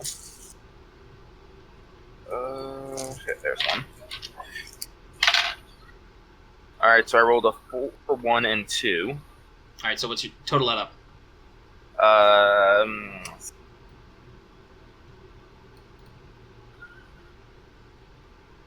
7. Excuse me, I could not simple math there for a second. The flesh is damaged and heavily bruised.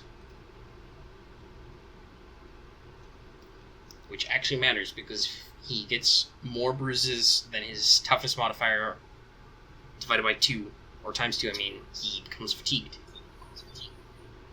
And he still has to make a toughness test, because I have stun on this still. Right, he does.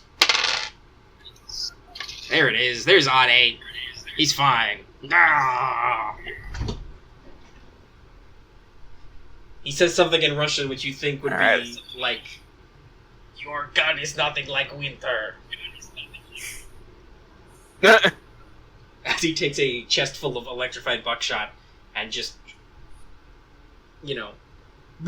coughs up some blood. Ah. Well, now I'm at 4 out of 6. Okay. So that's the end of the round. Top of the round, Bailey. Okay. Oh, I meant to say I'm taking my hit and run action. Right. Yeah. My bad. Yeah, where are you so moving? I am moving past him to get into point blank range of the second guy. Alright, I don't think you can do that. What? What's your base movement right now? Let's see here. So, actually, let's see here. Oh, yeah, that's right. Because 3 minus. Yeah. Okay. Well, I'm gonna move move as far towards. Because so you're gonna move in the woods as close between the two of them as you can. Yeah. So, because agility is modifier -1 because that's 2, so I can only move. Wait, I can only move 4 meters. 6 seconds. No. Well, that's What's your agility mod? 3. Okay, you double that before you reduce it, so you can move 5. Okay, 5. That's still 15 feet. That's still pretty cool. In 6 seconds as a half action, keeping in mind that you cast a spell quickly on your armor, you shot a guy, and then you blitzed, 15 feet in about 6 seconds. Yeah, that's still pretty good. Yeah, that's what I'm saying. Like, I am the assault class. This is what I do. Because it was a hit and run, you basically kick off the ground with your treads and take like a dashing leap, blast him in the chest, land at your destination, maybe scoot a little. Anyway, yeah, so you've moved, you've taken all your actions, it's the new round. Yep. Okay. It is now so- Bailey's initiative. Huh. Just thinking about my action here, it's just like,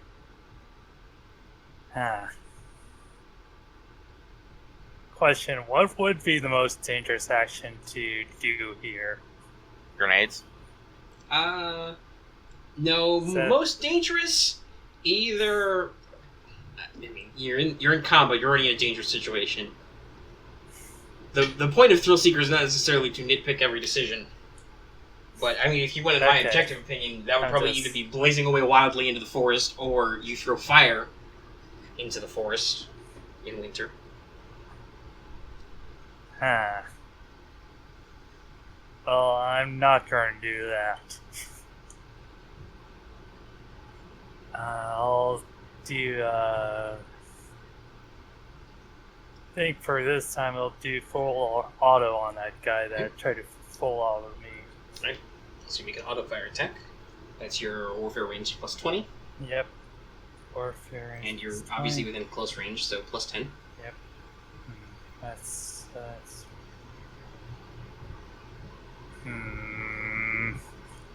I want to burn that block? I recommend not holding on to far. it until you're in a situation like Oh. Arthur where you're like, gee, I really don't want to get shot like 6 times. Okay, I'll just hold on to it because I still have like 15-9.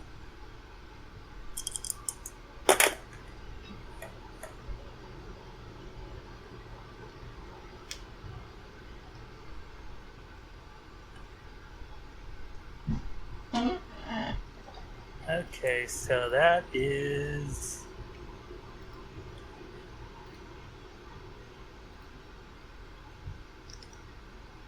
So...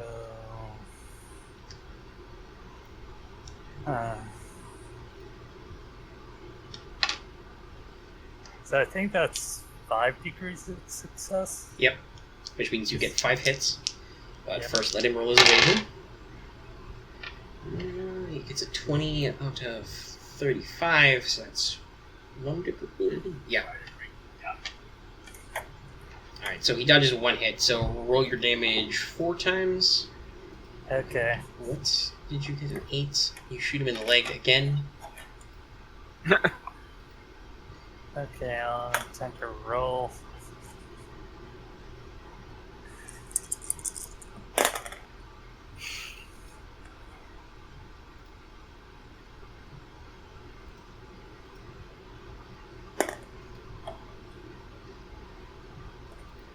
Well, do them in order, because toughness applies individually.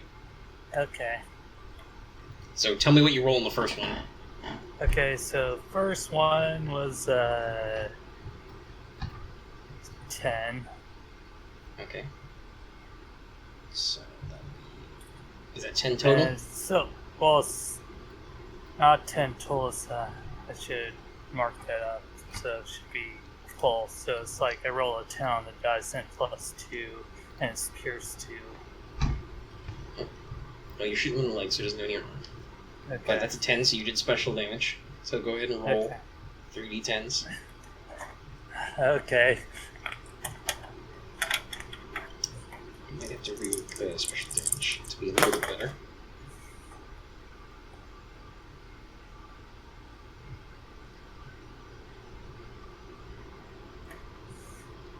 Okay, so I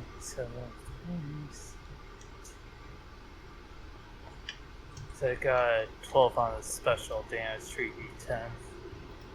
Let's do 18, so that's on his left leg. His left shin, so let's put my leg table.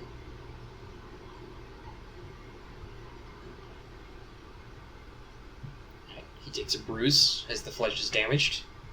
Okay. Alright, roll your next damage. You're probably going to do it. Okay.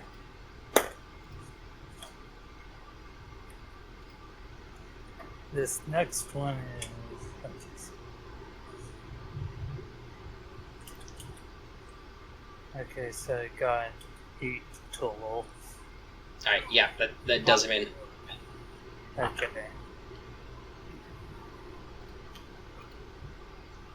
You hit something vital in his leg with your burst, and he bleeds out of the snow.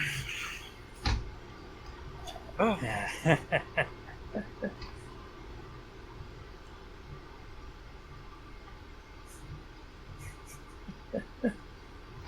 Okay. That was your full action. So next, there we go. Guy in the woods who shot at you last will now take his opportunity to auto-fire relentlessly. Alright, so he also gets full 6 hits, so you might want to take a response action there, Chief.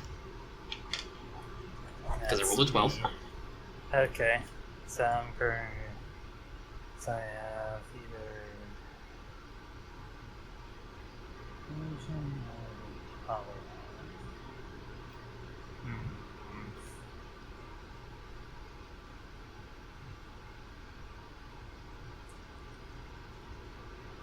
Okay.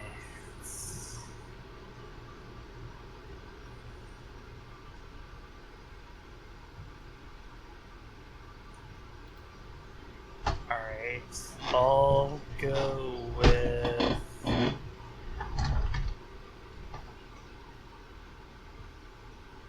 with active barrier. Okay. And do I have to?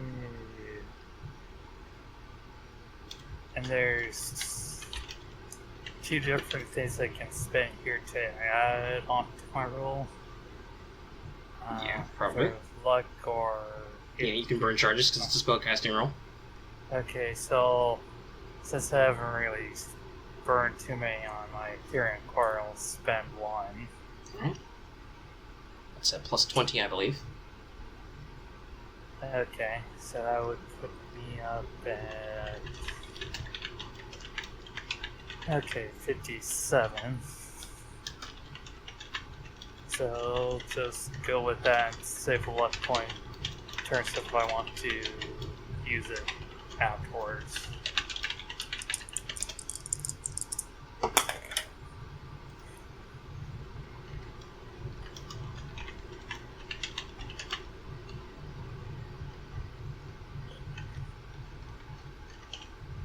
Okay, so that was the one out of 57.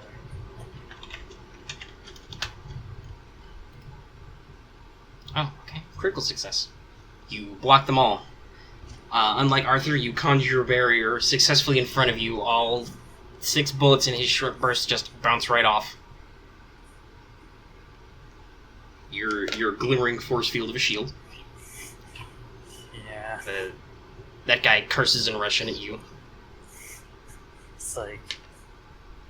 I presume he's being Not Russian. behind cover.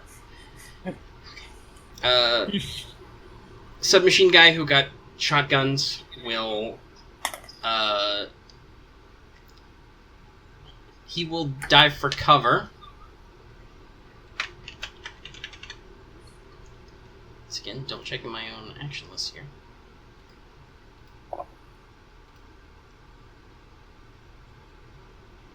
Oh, that's right. Okay, so he takes a half action move to cover behind a tree, and he's going to steady his weapon instead of aiming. Okay.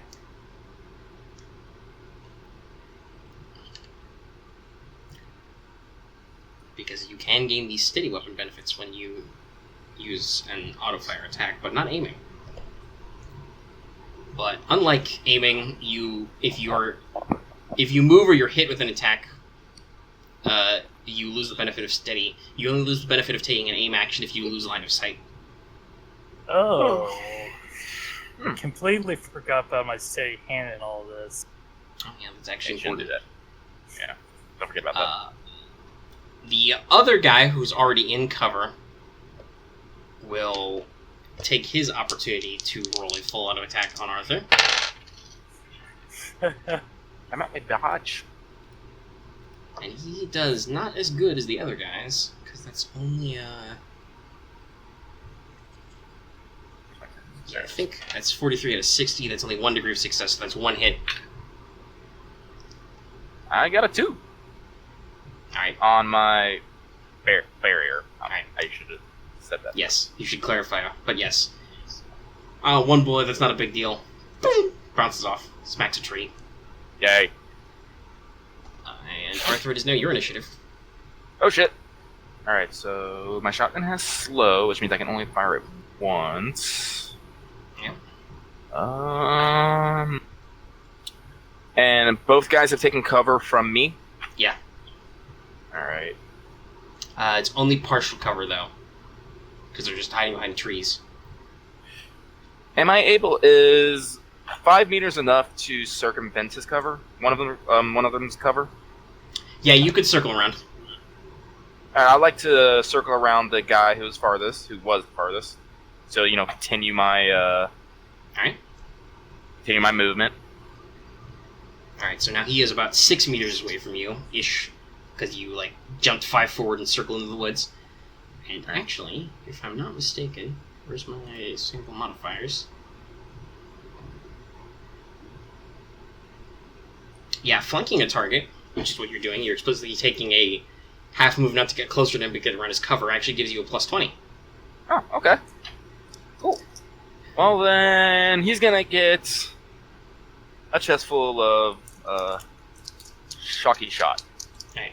Yeah. And you're also shocky close shot. now, so you do get your plus 10 from Cone also.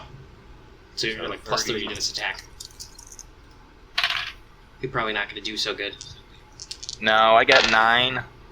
So let me math here for a second. Yeah. He does not roll enough degrees on his evasion test. Let's see here. So 71 minus 9, 6 degrees of success. Yeah, no, he only gets 1 on his evasion. So go ahead and roll damage. It's Now you're shooting this guy in the left leg. Oh. Got an 8, so 17. Penetration 2. Okay. I have added, because I realized that special damage isn't going to happen enough, I have added a new rule. If you would do more than half his wounds in a single attack, which you're gonna, because you're hitting him in the leg where he's got no armor, and then you do 17 minus his toughness, which is 3, so 14 out of 16. You also roll special damage, so roll 3d10. Alrighty. Okay. Oh, that's not. Oh. 23. Ooh, let's actually go a step up. Let's see, that's them. Ooh. The skin is tattered and begins to bleed. Heavy bruising. So now he takes 2 bleed. So he's at 98 blood. And toughness save versus stun. 27. He is also fine. Man, these Russians are made out of stout stuff. My dice are hot. It's possibly because they're white dice. Ha! So yes, he takes it. He's not great though. He's not doing too hot.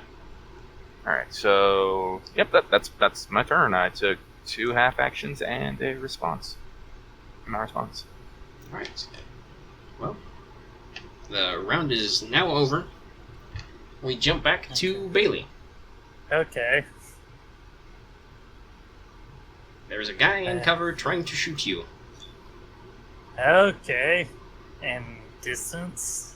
You haven't moved, so he's still about 16 meters away. Okay, that's still within my minimum of 0.5. yeah. It's still within your close range. Huh. And he's in cover.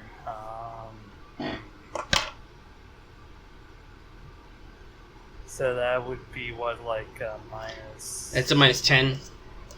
Okay. And also, depending on what hit location you roll, he might get additional DR. Okay.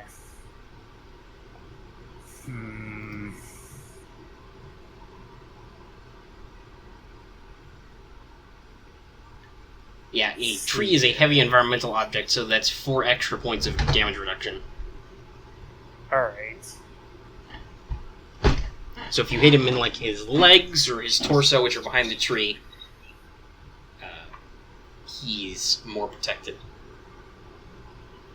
Okay, so I think... do I want the tree as well? I'm going to do auto fire on that guy. Alright, roll him. And I remember... So that's... By the way, there is another advantage to using active barrier rather than evasion. If this guy actually makes an evasion test and passes, that means he has to jump out of cover. Oh. Okay. So Shouldn't pretty much that- active barrier is pretty much like cover all the time. Yeah, active barrier Works. protects you directly. That's why I like using it. Okay, so that's plus 20 and minus a 10. Yeah, And I But have plus another 10 because you're still close. something plus 10 because I'm still close. And then I have And then whatever What steady if, hands is. plus would steady hand count of one of the things to do either the plus 5 on WFRs or plus 10 on where you need steady hands? No, it's the plus 5 to your warfare range in this case. Okay. So that is... Okay. So that's...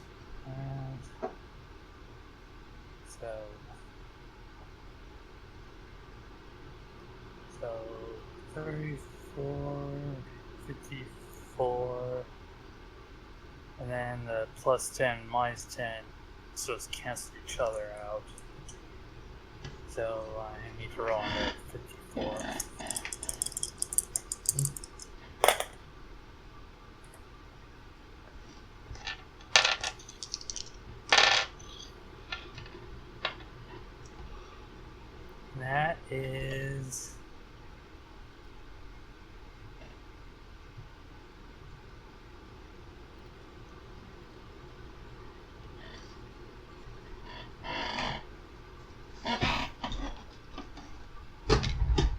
That would be, I think, 46, so 4 degrees.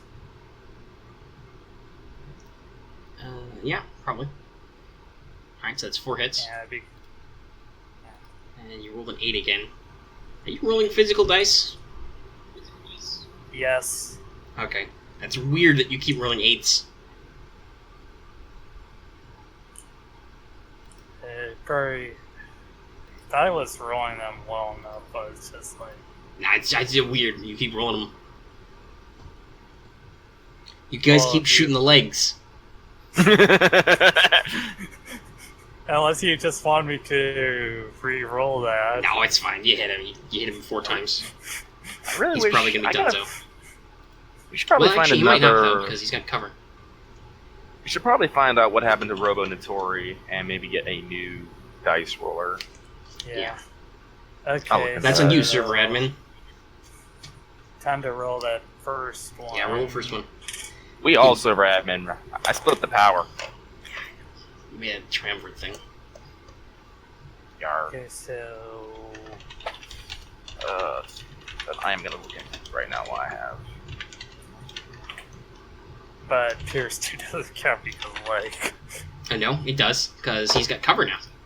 Oh. So I Pierce 2 with the cover. So that's 2 left, and he's got 3 toughness. So actually, first shot sinks into the tree, does nothing. This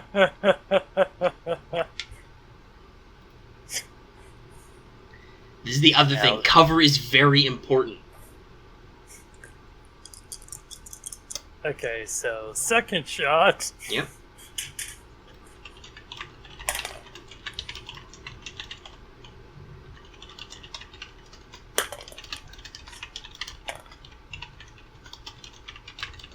Okay, so...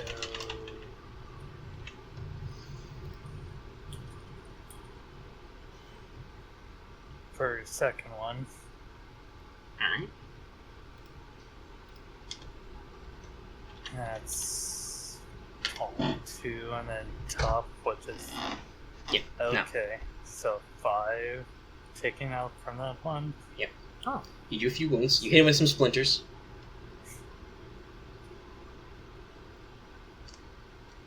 Keep going. You got 2 more attacks. Okay. Time to... This isn't actually the climax, so let's keep going. Yeah. Okay. Well... Rolled the exact... rolled a 6 again with a whole +2. Roll again. Omega, do you even use the Discord Echo? No, you can get rid of it. It doesn't do anything. Okay. I'm using good old Audacity right now. Yeah. I think I already found another one here, so I'm gonna add Okay, it. and that is 9, so 11 total Pierce 2. I got a 9 on my dice. Well, submachines are not critical, so... Yeah. Okay. Nice. Thank Alright. all of my rolls, but yeah. So the tree takes most of the hit. You shower his legs with So- splinters, causing him light damage. 6 damage from those. And then, oh man. But he's still up. And that was your full action. Ah, typical bot. He will Oh, return his what? Are turn. you serious? That's a big old 70. His warfare range is... yeah, okay. That's a 70 out of 15.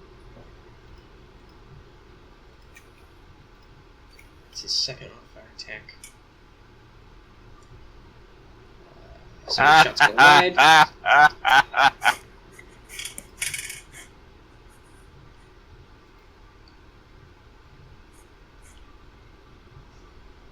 Alright, careful. Let's not get distracted. This is an audio recording. The listeners can't see that we've got a new bot in the Discord chat, and it does Yo Mama jokes. I feel a bit. So. Anyway, yeah, so the guy aiming for you, Bailey, just whiffs completely. He sprays Okay. over your it's head into the trees. It's like you Like should river. worse than the English. Blah, blah, blah, blah,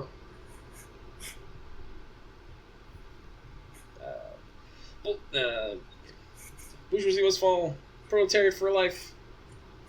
Whatever Bolsheviks say. I know, I'm terribly misrepresenting communism right now. It's a terrible shame. Eh. The Soviet Russians never did anything wrong. Anyway. That was a joke. Now it's Arthur's friend's chance to go. His two guys who are at, like, 1 wound left each. Oh, and it's the start of a new guy's turn, so his two bleed kicks in. Alright. So, the guy who's steadied is going to take his full auto chance now. Let's see. I think he still succeeds then. Because he's like... Yeah, okay. He rolls like 59 out of 70. So he's only got 1 degree of success. Okay. Arthur, do you want to burn your response? How many degrees of success did he get? Just 1. It's going to be 1 hit. There's still 1 guy who hasn't gone yet. Yeah, I'll take the hit. Okay. That's right. Lost my die. Let's try that again. Okay, so that's a 9, pierce 2 to your leg. Alright, what was the damage again? 9 total, pierce 2. Damn. I rolled Alright. 7. To my leg? Yeah. Get with the legs. Alright, so I take off 2, brings it down to 7. 3, brings it to 4. I take another 4. But you're tempered right now, remember? Yeah. But leg armor only is... Oh, God, that's right. I don't double it. I increase it by 4. Yeah. I don't like keep doing that. So... As far as I block off 4, shrink down to 5. Toughness of 3. That brings it down to 2. Take 2 wounds. Okay. I'm at 18 out of 24. I'm at a quarter of my health. Ooh. So you should note then, you are in what is called extreme pain. You're below half your wounds, so you take a minus 10. Oh, no, excuse me. I mean, I'm at 3/4 of my Oh, wounds. you're I'm at at 18 3/4. out of 24. Alright, you're fine. Yeah. When you go below half, you take a minus 10 to everything because, ow, you hurt. But Pain. another bullet basically just bounces off your striker leg, bounces off the body armor you wear down there and just goes tumbling off into the space. It hurts again, but you haven't drawn any serious blood or anything. Okay. Alright, so the next guy's gonna go. He's also gonna blaze away full auto. This is only his second full auto attack. Okay. He did not steady. So he's gonna get a plus 20 to this. And then he's got a minus 10. So actually, he rolls a 55 out of 50 and misses. Okay. Okay. I'm okay with this. Blah, blah. And I think every one of these guys who's still alive has auto-fired twice, so they're down 12 bullets out of like 36. Or 32. I Uh, have fired twice. and you single shot and once. Shot once. So you're down 13. Yeah. Alright, Arthur, it's Okay. yours. It's me's!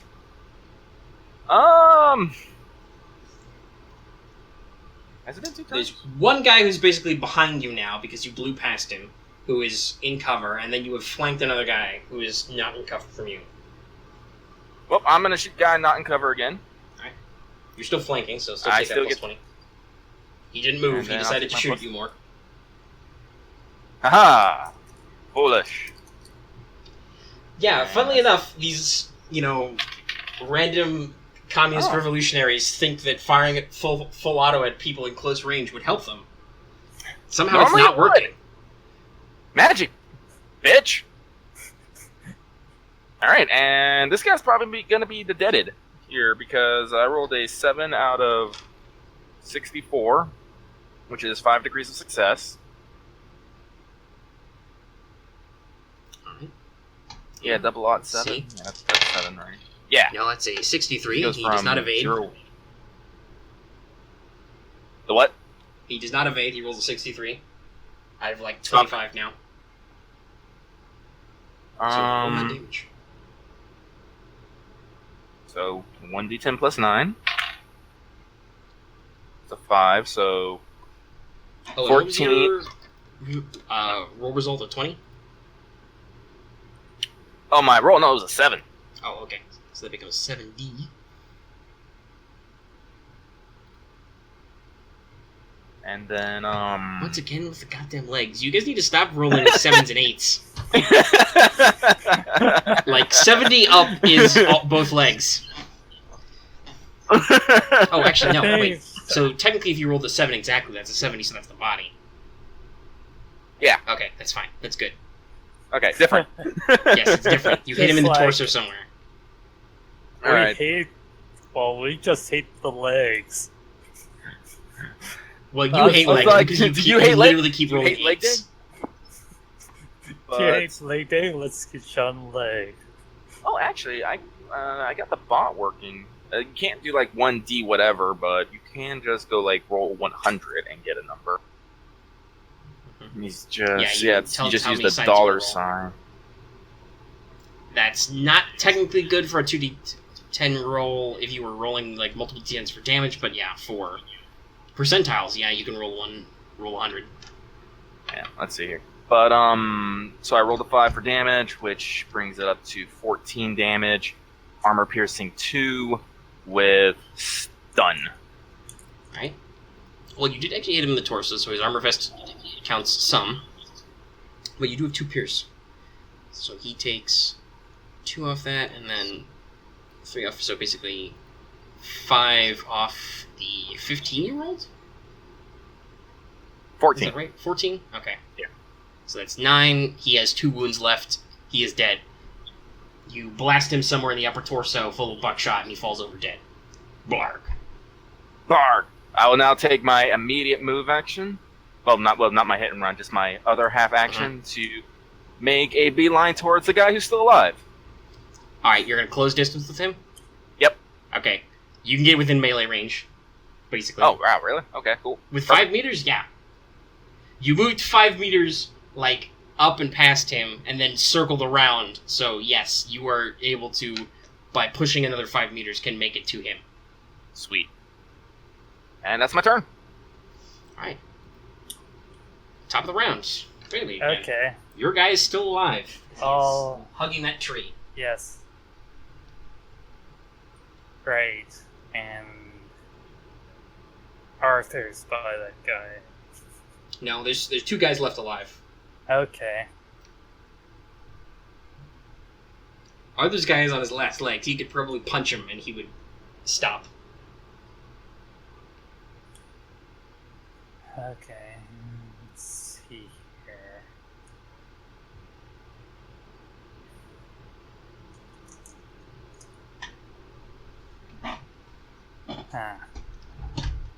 Okay, so I think for this one I'm going to not full auto. And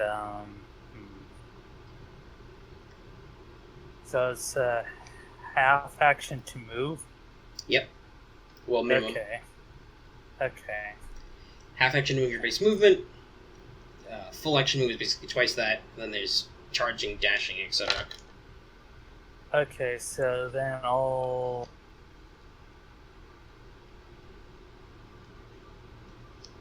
Okay, so there's...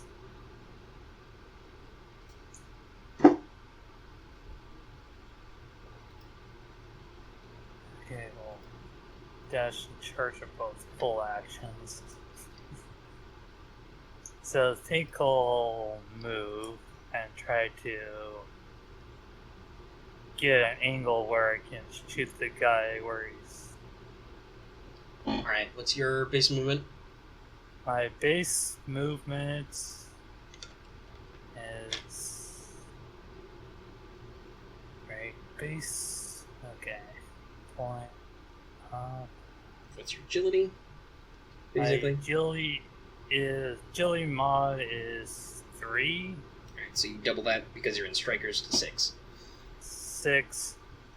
So, yeah, with like 6 weather? meters of clearance, yes, you can flank this guy.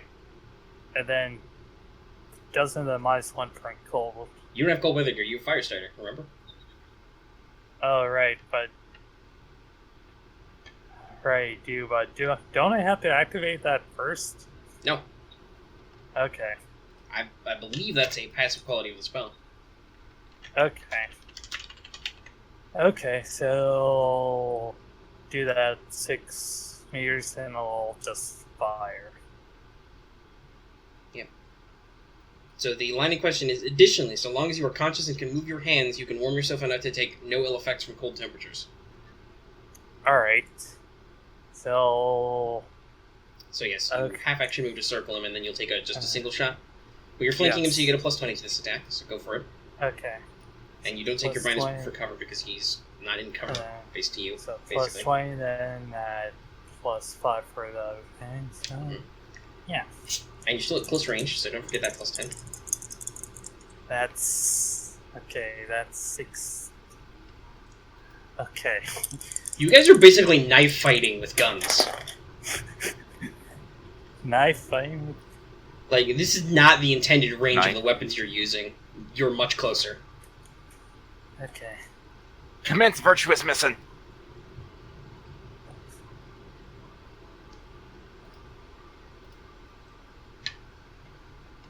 You could totally run some weird Metal Gear Solid shit with this system if you set it in the, like, future Cold War or whatever.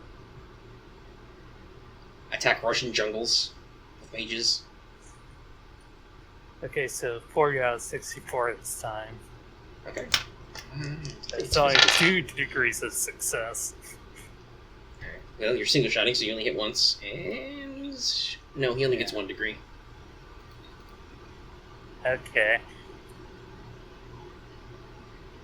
Yeah. So you hit, so roll damage. Okay. That And- is... 4. He's the 9, head. 12, pierce 2. Oh, I'm shooting the head at this time. Oh, Yeah. oh.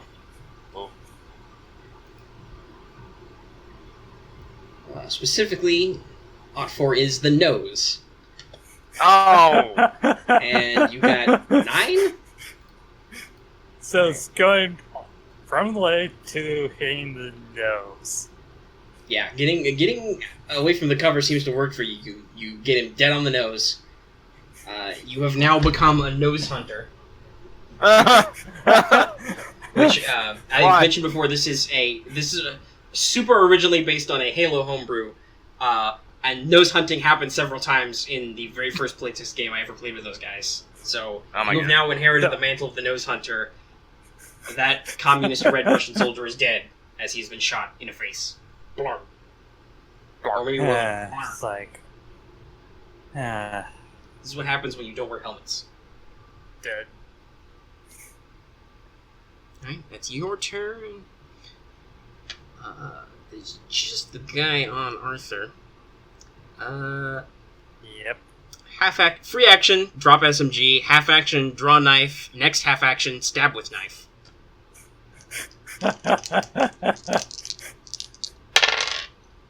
He rolls a 92 out of 30. So, Arthur, you don't need to worry. His wild knife flailing does nothing. It's like... He's probably just stabbing at the area around him. It's just like, wildly. It's like... Is he like panicked? Or is he just ineffective? Column A, column B. Probably more ineffective. You did fill his chest full with buckshot. Oh, okay. He's picked up a nasty cough as he swings wildly at you with his knife. Arthur, it's your turn. Finish him. Should I demand his surrender? I don't think he speaks your language. Don't really have Felix nearby. No, No, Felix is all Felix. firing his machine gun into the woods. Ah! It's probably too loud of a sound to even Yeah, call probably it. can, yeah. Actually, Okay, it's true. so- There are a lot of auto-fire weapons going on, and you're firing a shotgun. You guys can't hear shit right now. I'm pretty sure the people down in the village are like, what the fuck? Yeah, probably. This is the most gunfire they've ever heard in their entire lives. Oh, so yeah, the Americans are gonna go up and deliver the offerings. Like 20 minutes later, it's like everything we heard about not America is true. These Yankees. All right, well, I'm point blank, right? Yeah. Yeah, I'm still.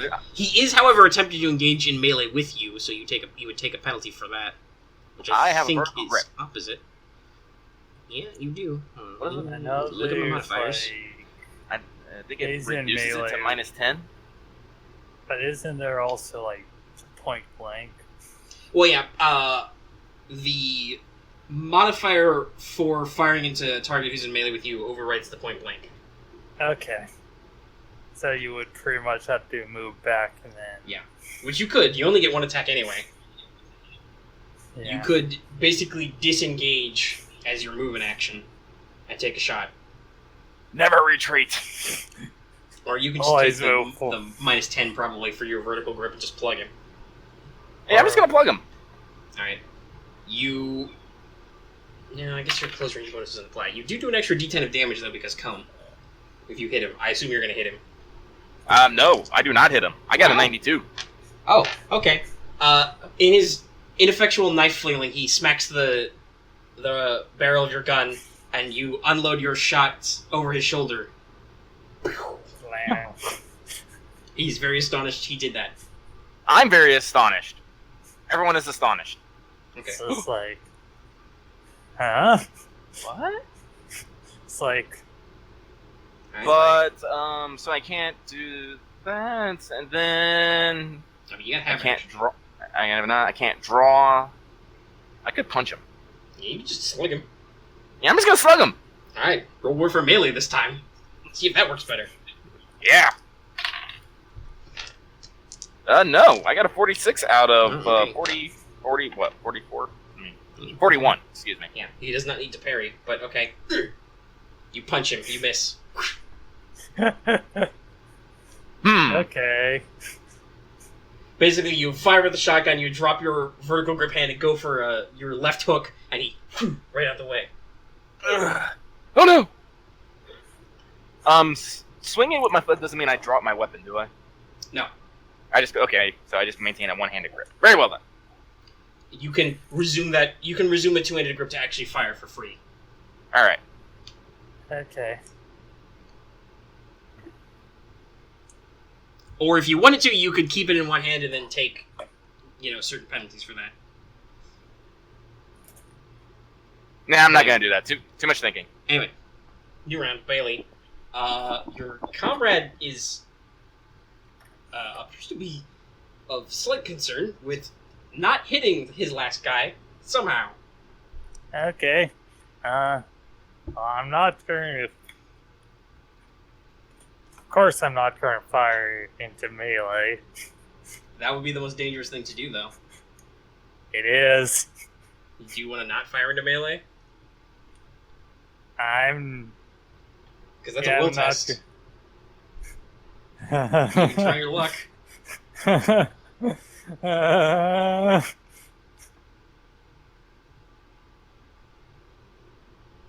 What? Okay, I'm going to try not to fire into melee. Alright, roll will.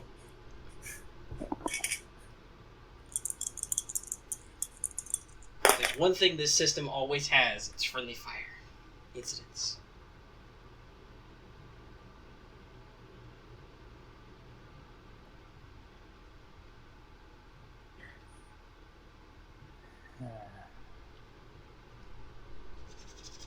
Well, this time around, I actually didn't Alright, get you think fail my well I roll. could shoot wildly at the warrant officer, but I won't.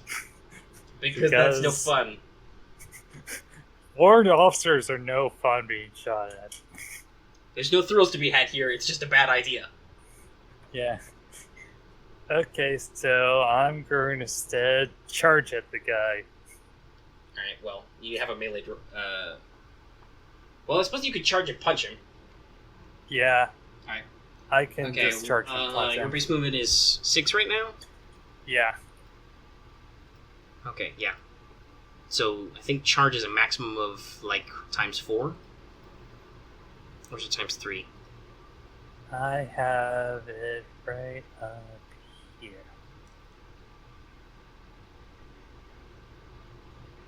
Charge. You may move up to your AM times 3. Okay, that should be your base movement times 3, but yes. Okay. So yeah, that's Okay. easily it. That's 6 times 3, you know. That's plenty of meters. You end it in attack. Okay. So yeah, Yeah. go ahead and And I get a plus 20 on it.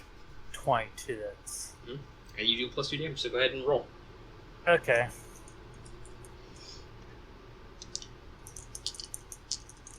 Time to do, so that's D5. Okay. And no other modifiers.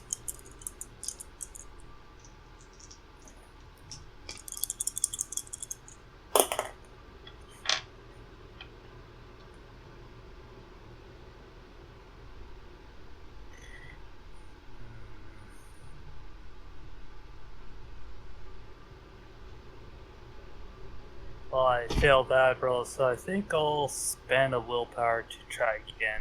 Alright. Luck. Yes. You'll spend luck to reroll. Go for it.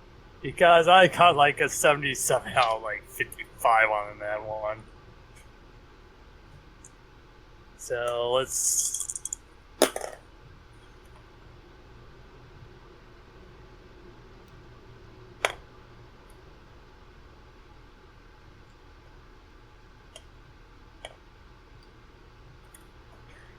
Okay, so that is 28 out of 6. Yeah. 28 out of 55. Okay, he doesn't make parry, so you hit. So roll damage. Remember to add 2 for charging. Okay. And an unarmed attack is 1d. 1d10 divided by 2 Okay, plus SM. good.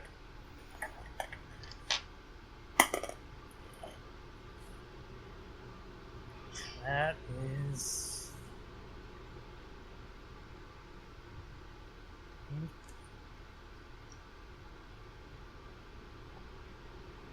And the +2 is just added on afterwards? Yeah. Okay. Because of charging. So I got 6 total. Alright.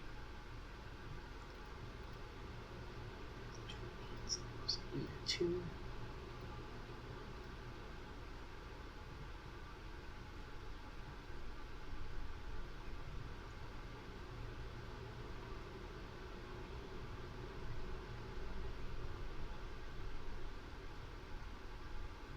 Of course. Alright. So you swing in, probably with more like a flying kick, Yeah. and just smash your foot into his leg. That does it for him. Just That exceeds his leg. wounds. Boy's he's done so. leg. Okay, it's like, You know, something snap, crackles, and pops. He falls over. He is done. it's like, yo. Your allies finish up shooting people with bullets. Except the medic. He shot no one because he's a pacifist. It's like, There are now several dead revolutionaries. might as well.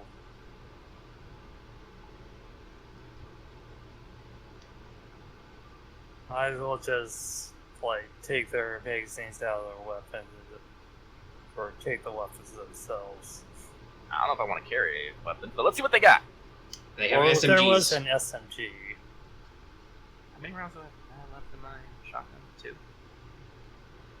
You might be better off just sucking it up and reloading. Nah, I don't know. They are carrying SMGs. I would like to point out they are Russian SMGs. So, And okay. This is World War One, so there's no NATO calibers.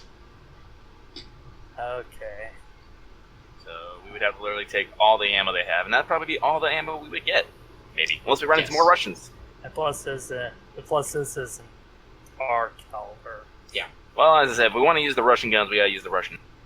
Yeah. Real question is, here's a question. Are the SMGs two-handed or one-handed weapon? Two. Okay. Yeah, then no. You want a one-handed, you gotta go exotic, you gotta buy a machine pistol. Alright. Which is, Okay. somebody did a full auto conversion of a pistol. Okay, so let's just clear you up. Alright. If I'm gonna Also, get me another these guys weapon. are just, rando red communist thugs in the woods. They're not carrying spare magazines or anything.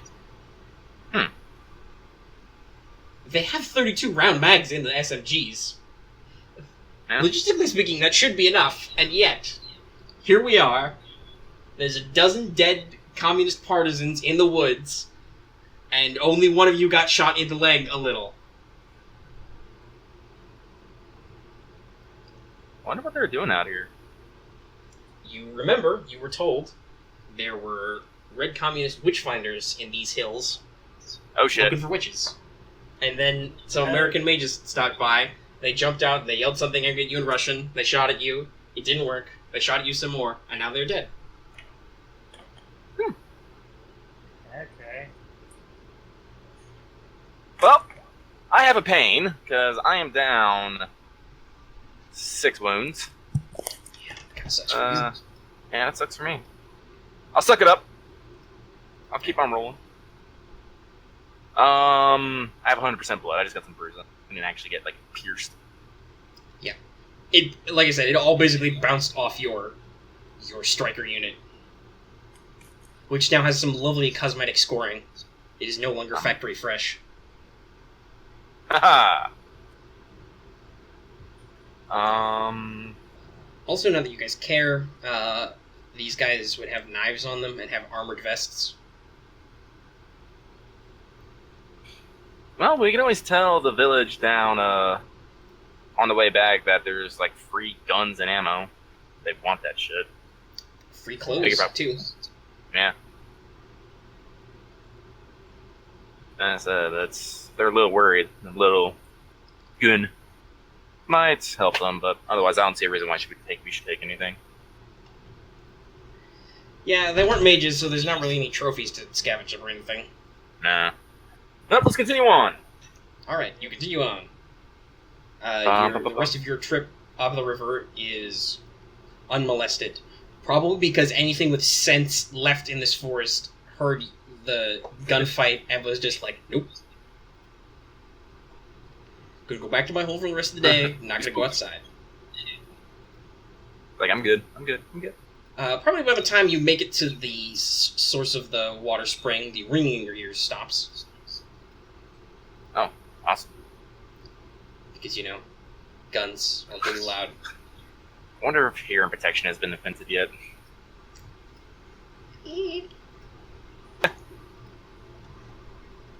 That's probably not that important. Then again, I did add a welding mask because I thought it was cool. Which does It is give kinda you cool. armor specifically to your head, and also protects you from glare and stuff. Which theoretically can matter, because there is the solar flare spell. And there might be stun grenades, I don't remember. Anyway, yes, so.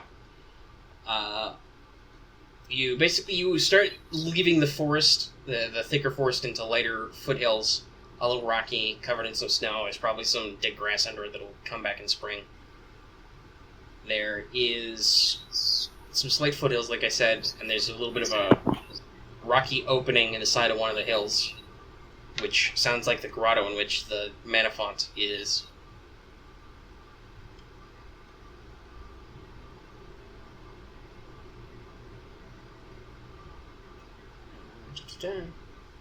Yes, there's a little bit of a rocky gap. You go up to it and look in. It looks like there's about a 15-meter drop.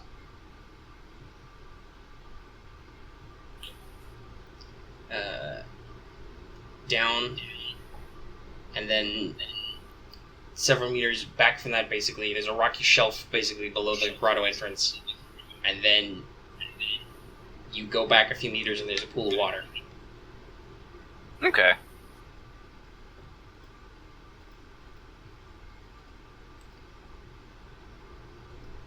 Make our way to the rocky shelf. All right. Are you gonna jump down, climb down? Anybody bring rope? I did not bring I rope. have climbing gear. I do not have climbing gear. How Okay. how far is the drop again? 15 meters. Oh god, that's 45 feet. Fuck that shit. No. Yeah, no, it's a bit of a drop. It's like a story.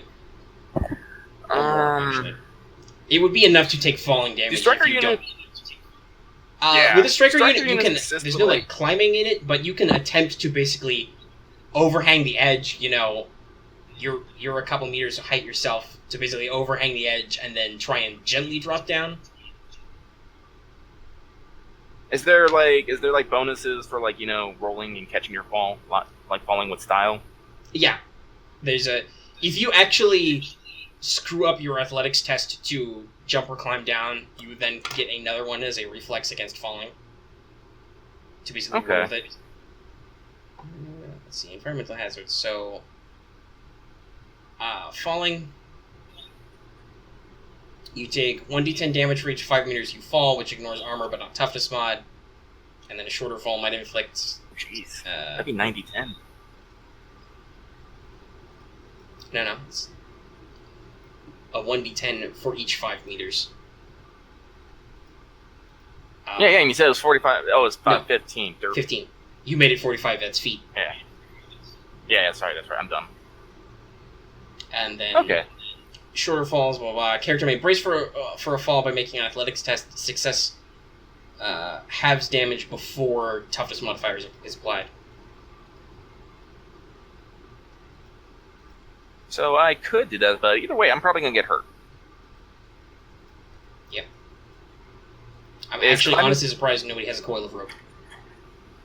Well, let me check if any of the NPCs have a coil of rope. They are a little heavy, though.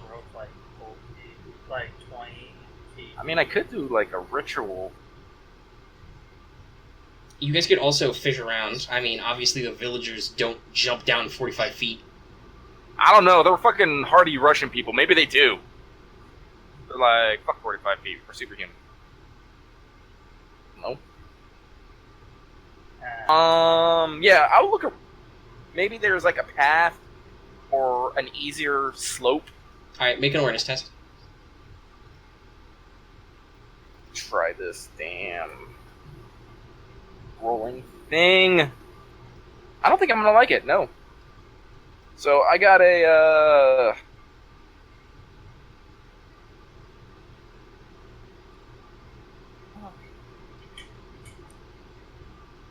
Oh, there it is. Yeah, so that's several degrees of failure there. Like.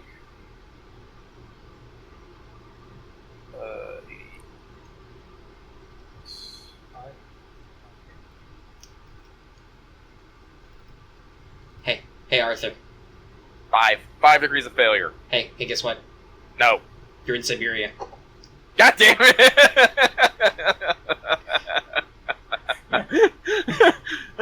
Just remarked.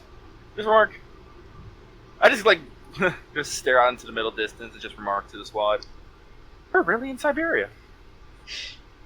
And unfortunately, your Earth Mage is a terrible mage and does not have stone shape. Ah man. Is it, And Well, yes, fuck. I checked all 3 of them. None of them have rope. well, fuck it. I guess we're just gonna have to. I'll just have to ritually fucking path down. Alright, you can do that. I'm gonna do that. You can also form a human chain, No. which would be shorter, but sure, alright.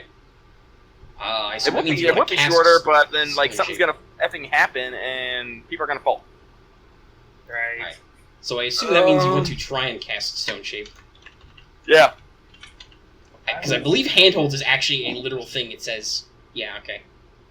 I'm just. Half action is successful mold stone within your roll modifier in meters. The amount you can shift is equal to 10 kilograms per degree of success. Alright, so. Don't wait, wrong thing.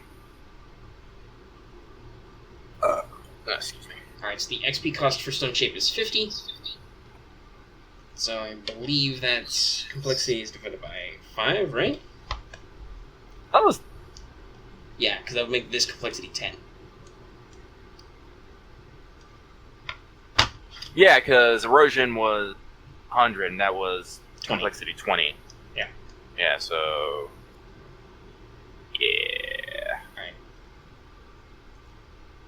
Alright. This is a pretty simple spell, so there's no need to roll anything to prep your array. You're gonna make an array. Make my array. I get some components. I get some nice earthy stuff.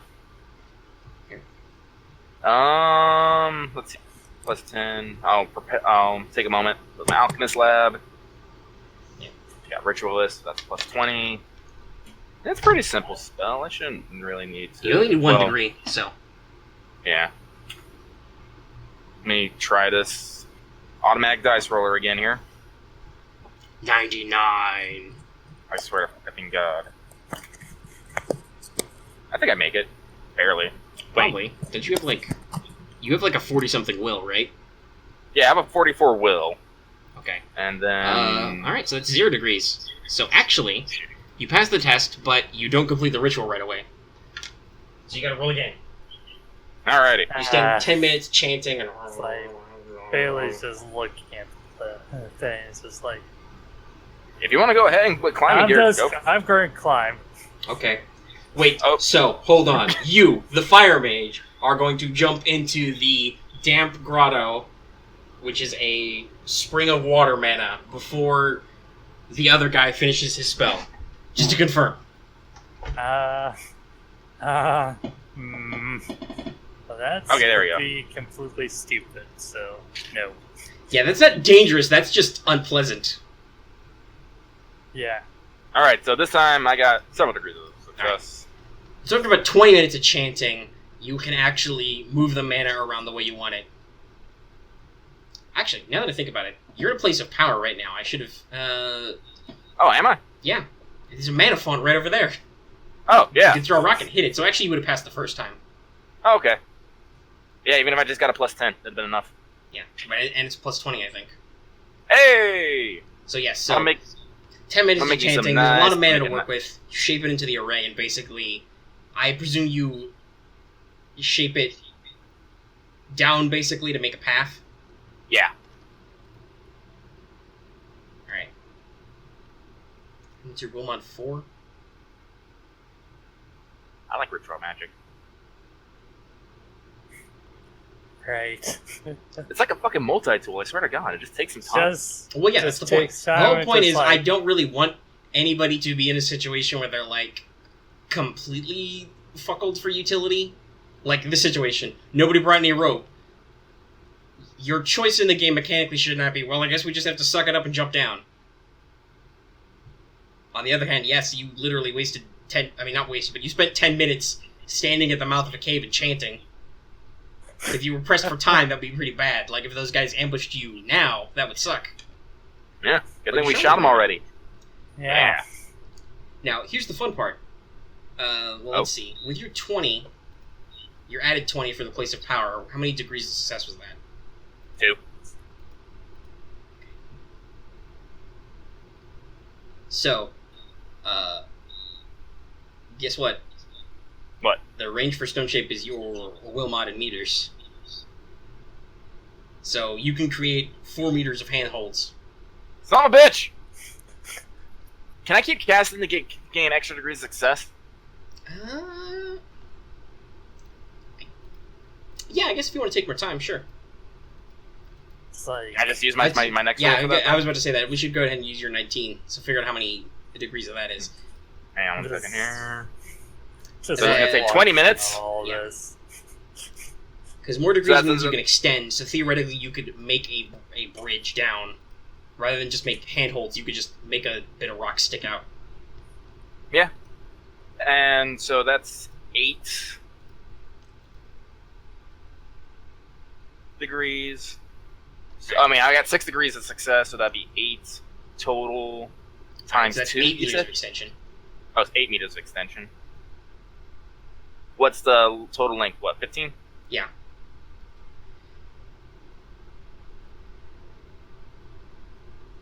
So if you wanna keep going, as you slowly extend a rock bridge down, you're basically making a ramp. Is everyone? Right. I'm gonna look. Can I like check back at my squad mates, see how they're holding up? You're fine. Are they looking bored? Bailey's smoking his. What? Is there cigarettes in the? Yeah, there is. God, yeah, there's cigarettes. Just smoking cigarettes. Just You actually probably got a cigar. Yeah, it's Well, just I mean, yeah. cigar. No, actually, It's just he might be like- smoking Lucky Strikes. Just like pop, just like But yes, cigarettes, totally a Or- thing. Alright. I'll just call back. It's like another 10 minutes, I can probably have it all the way down, unless people are feeling lucky with jumping.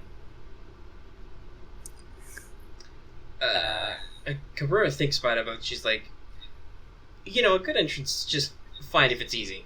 Let's not make it complicated. yeah. Alright, so I'll go again. Alright.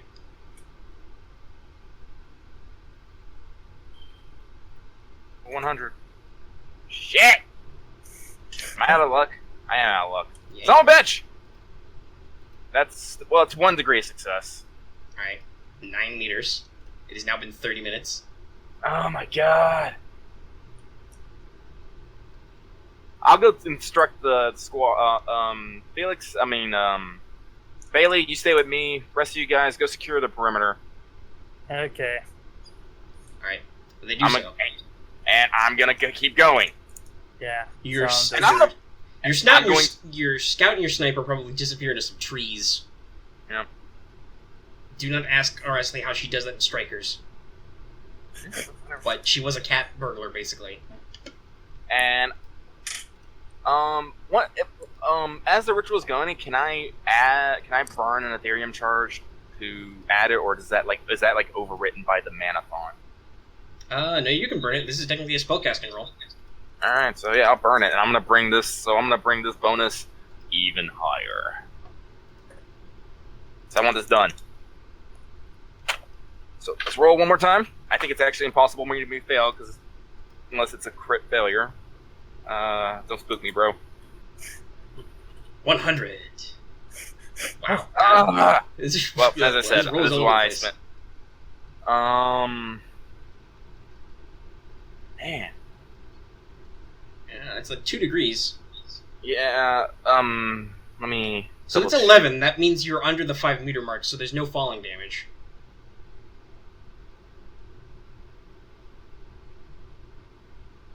Yeah, that's 2. So. I mean, And how many rolls have I made here? 1, 2, 3. You know what? Let's just go for the fucking full hour of me Alright. casting, roll just again. because I like to be rounded here. You don't want to stop 4 meters short? What was that? I said you don't want to stop 4 meters short? Yeah. Of Alright, there you course. go. You did it. Yay. Alright, so everybody mark another charge off your Ethereum cores, because between the fight and the ride up here and then the 50 minutes you've spent building a ramp with ritual magic. It's a nice ramp. It is. You've taken the lip of this grotto and turned it into a lovely handicap accessible slope. A little Okay. damp, but that Thank doesn't me matter. more to in strikers. alcohol later. Something. Fuck. Alright, you got a ramp. Alright. I'll whistle Alright. for squad. Let's start. And let's make our way down. Alright. Okay. And actually, I will say, your 2 ladies, because they're your scout and your sniper, are basically going to look pointedly at the hole and say, why don't we keep watch up here? I'll give them the thumbs up. Yeah. I'll give thumbs up. Because, yeah, Calanthe's like, I'm not going to hit anybody in a hole. And I'm also a warrant officer, so I don't actually have to go. But, out of character, you would know that you probably don't want to leave her alone up here. Use the buddy system. Yeah, no, I'll leave our scout. Yeah. Felix, you want to stay up there with them too? Yeah, sure, that's fine. We Yeah, can all Felix, stay in you touch stay. with the radios. Yeah. Felix, Calanth, and Cat. I can't think of her name. I just don't remember she's a cat brother. Presley Cabrera. Your air mage. I might just start calling her Cat. Yep, they can stay top. Me, Bailey, and the medic will go down. Alright. You go down the ramp. Actually, Bailey, you sure you want to go down? We're about to hit that water ether. It's like looking at I it. figured we should go down so it's easier. Alright. Yeah, just go down. Let's split the party. Let's make it simple on me. We're almost done. Yeah. I'm Yeah, trying. don't want to split the party. We've once again been going for 2 hours 45. Yeah. Watch me finish this. Alrighty. Okay. So, like I said, a couple meters past. Actually, it's probably a little bit closer than that now because you made a ramp as opposed to just doing a straight drop.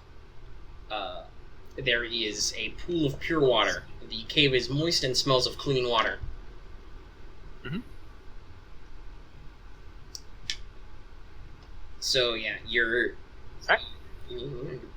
poking around. Mm-hmm.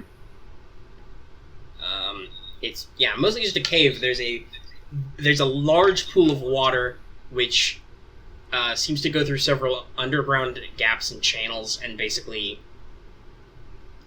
emerges out of gaps in the hillside into form the actual river.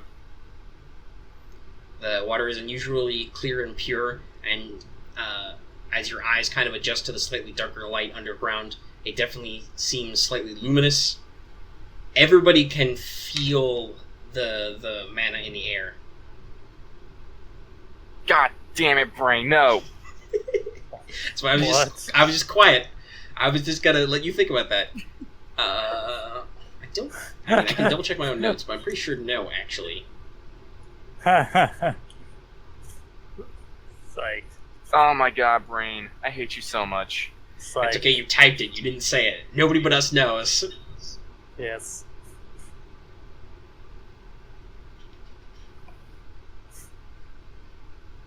Because spirits have the wisdom with capital W, right? Yeah. Or is that the loci? But yeah, it's the same thing. Spirit is Loci? a genius loci. Okay. Oh, okay. Oh, I thought they were different for some odd reason. Yeah, it doesn't specifically note anything about their limits to language, so no. Okay. I was probably thinking of a homunculus. You make a homunculus, it only knows as many languages as it's in mod. Okay. Spirits are not bound by this problem, no.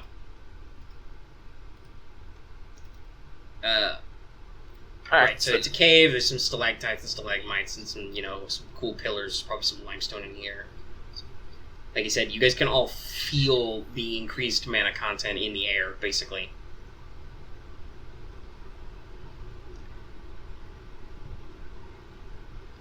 So, what's your move? Feel the tingly mana. Friend to spirits usually Alright, well, probably... we have Yep. Alright, well, let's give the offerings and let's do a summoning. Alright. Okay, so you roll your offerings. You've probably got like a little mat or a bindle it was in. You probably get out your chalk to start scribbling a... whatchamacallit. Array. Yeah, an array. And just as you're about to start, you hear a sound you at least recognize of, steel on steel, the scrape of a weapon being drawn. And a person steps up behind a rock, and I gotta take a quick break. I'll be right back. Alright, okay. I'm back. Recording is back on. So, some things you might want to note about this person. First of all, it is a she, probably. She looks younger, somewhere in her mid-teens, maybe. She's wearing nice clothing, but it looks a little worn and dirtied from traveling. She's got like a satchel or bindle on her back. Interesting appearance. She's got pale skin, snow white hair, silver eyes. And actually, you thought the rapier she drew was metal, but actually, now that you look at it, it looks like it's got a blade almost made of some crystalline substance. Oh. and she, suspiciously, not necessarily angrily, but suspiciously, says something to you in Scythian and points her rapier at you. I'll stand and put my hands up, and Bailey will also put his hands up, just like. and when casting spells, is it obvious? Yes. Fuck. Okay, never mind then. Well, yeah, kinda. You can cut corners, which means you take the -20, but you do what would be a half action as a free action and a full as a half. That's basically you skipping all the arm waving and chanting to get your spell done quicker. How close is she at the moment? She stood up kind of under rock. She's probably, she's within 10 meters, at least, if you want to ping her with the other sense, if that's what you're going for. Yeah. And you are inside an active mana font, which means you get a +20 to all spellcasting rolls. Alright. So it would basically be like there is no penalty. Alright, so I'm going to speak slowly in English. Okay. And just be... But at the same time, I'm going to cast Aether Sense. Alright, well, roll spellcasting on Aether Sense first. Alright. Because you're cutting corners to make that a free, so it's basically instant. Yep. And I got I guess I'm 9s today, because I got a 9 out of 44. Alright. Okay. Oh, wait, I should have used the damn chat. I forgot.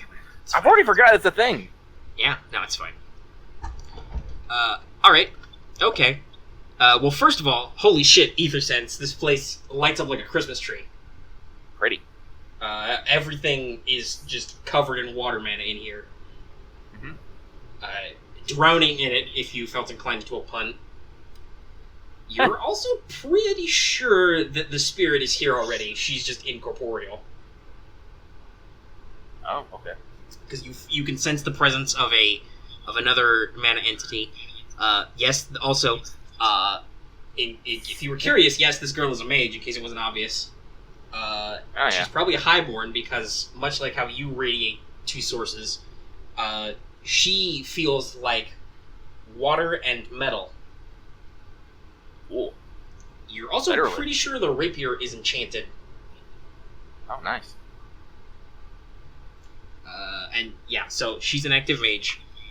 There's mana everywhere, and there's spirit hanging around. Yeah, this is definitely her home turf. Holy shit. Well, but if it's her home turf, she looks a little beat up. But Actually, no need for an Aether Sense. I assume you're probably looking at her hands. yeah.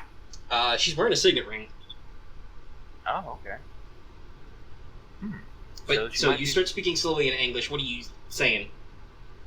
It's all like, we mean no harm. We are delivering things from the village of Stavrodar and wish to meet Valkai and perhaps ask some questions. Do you understand me? Okay, hold on. I don't know if I can pull a tiny Russian girl accent out, but I'm sorry. Now I'm just thinking fucking Elia now. So small. So. Well, she's not that small. I know, but still, She's like that's 13. What I think of. But in very broken English, she says, you are American? It's like, yes, American. Right. She probably notices your ring. Magi? Mm-hmm. What'd she say? Magi? Question mark. You may realize she's probably young enough. She's never seen a mobility unit in person. So she's like she's looking at your ring. Nope, I'll hold it up and I'll get out of my striker unit. Okay. And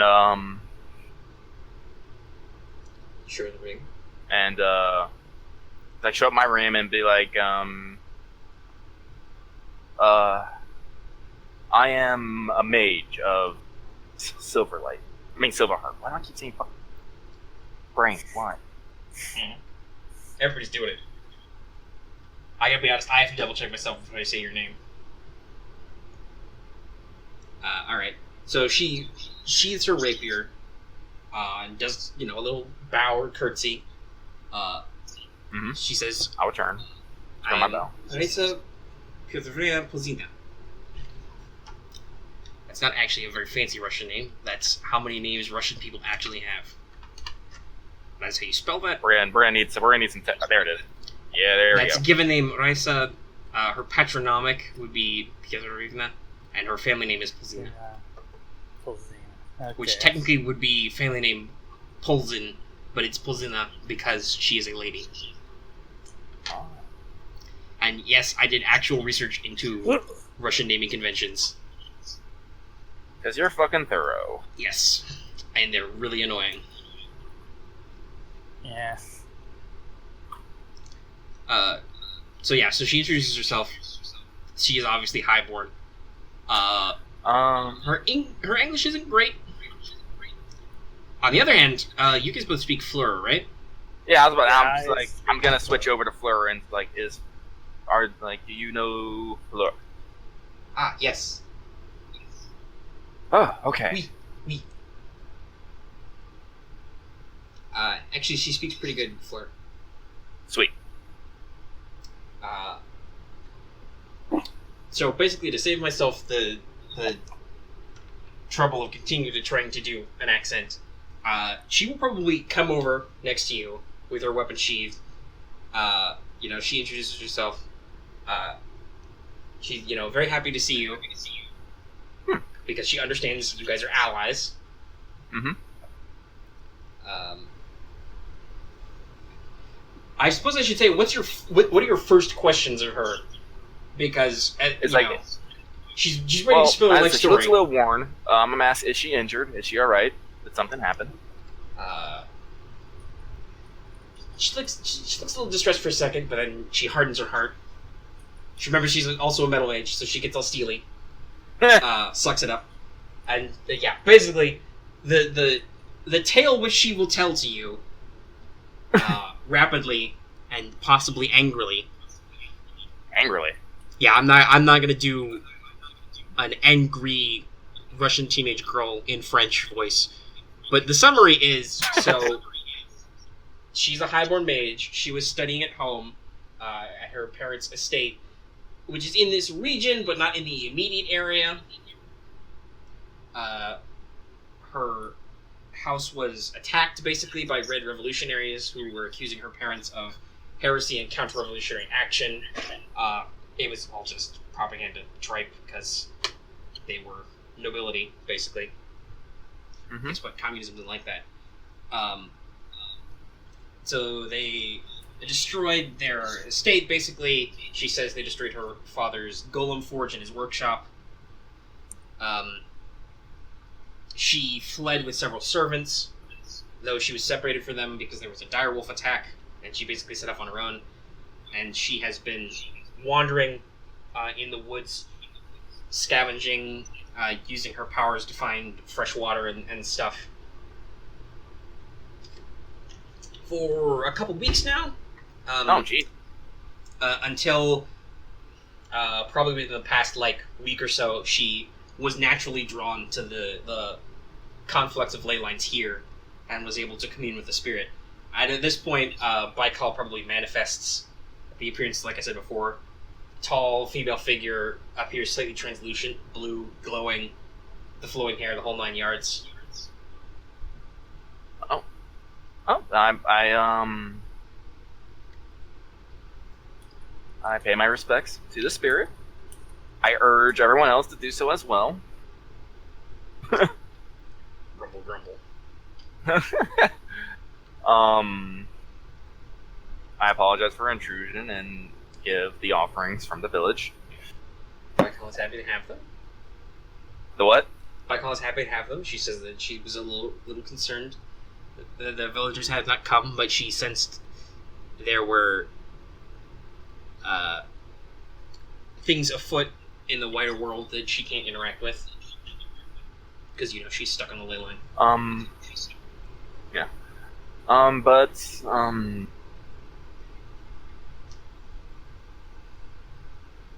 I'll basically explain to them both that we have looking for information about any strange happenings, such as black magic, as we have run into dire world ourselves, and we were wondering any other instances or locations. I will mention to Lady Risa that we did run into a patrol of Red Communists, and we have taken them out. So if they were looking for her specifically, she shouldn't worry. But we would be more than happy to escort her someplace she would like, if she would like to maybe get some better clothing or food. If she would like. So first of all, thanks for when you say you took out those dirty communists. Yeah. There's much handshaking. Filthy Reds. Much sparkling eyes. And she actually clarifies that, yes, if you're offering her protection, she has heard that the federal states and several other allied countries have basically joined the Scythian Empire at Vladivostok. She explains that her grandfather took all her younger siblings, so she has a couple of those, when the revolution started, and they fled to Fleur. Mm-hmm. Obviously, she can't cross Central Europa right now. There's still a war going on, and there's an awful lot of Russia to cover to get there. She can't flee south because that's not friendly territory either. So basically, her plan was to gently make her way east again. So if you guys are eventually going to go east, she would love to travel in your company and probably eventually make her way to either Vladivostok or maybe even to the States, where she might try to get in contact with her family again. And she says she has some things from her home she can easily pay, and she fishes out like a handful of gemstones from her pack. Nope, I will, tell them to put back. It's like, I do not do this for them, because it is right. Yes, of course. The honor and pride of the Yankee is well known. You ride on your steel horses. I know. I stand a little straighter, puff out my chest a little. And you shoot pistols in air much. Bang, bang. Okay, maybe not that so much. Although, she might have heard lots of gunfire too, so... probably a little bit. Anyway. Yeah. So, we will escort you back to the train, where you're situated. But in your weeks of, I'll ask the spirit and have they seen any other suspicious activity? Well, Risa tells you, and you probably figured this out just from talking with her, if the villagers have seen a woman in the woods, it's probably her. Yeah. She's gone out foraging a couple times, but she's been afraid to approach the village. Because she is a lone teenage girl. One mage can only do so much. Mm-hmm. And obviously she's too young to have any proper military training. She doesn't even have a gun. Yeah. She does say she's noticed maybe some strange lights in the area. She's noticed, some of the dead animals. She hasn't encountered any dyers herself, but she's, very careful. She tries to stay close to the river, which means that because Baikal is a spirit at Genie's Locus, she can sense everything in her territory, basically. Yeah. That's actually a mechanical rule. Spirits don't need line of sight to rule perception tests in their area, for lack of a better term. So theoretically, Baikal can literally see wherever this river goes. Well, ask Baikal if she has seen anything, anything that has, upset the local balance.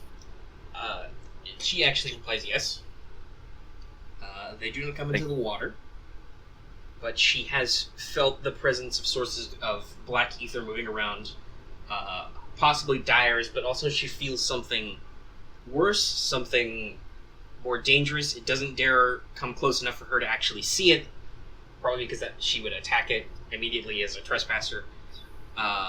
Maybe a heretic or something worse. It is at this point your radio comes on. Actually, first you hear a sniper rifle report. Bang. Shite. It's like, huh? Holy shit, Silverheart, I hit it dead on. It's still coming. Watch out, it's coming right for you.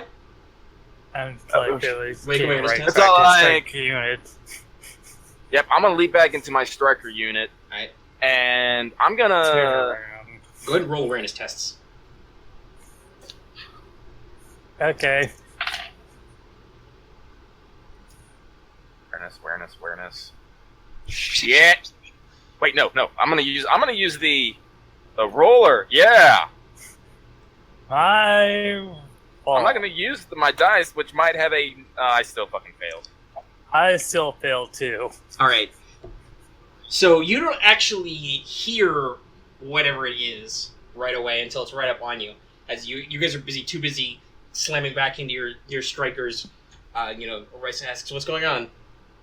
What I'm gunfire? gonna tell her, get down and out of sight. You hear some more gunshots. Araceli swears in not Spanish over the radio a lot.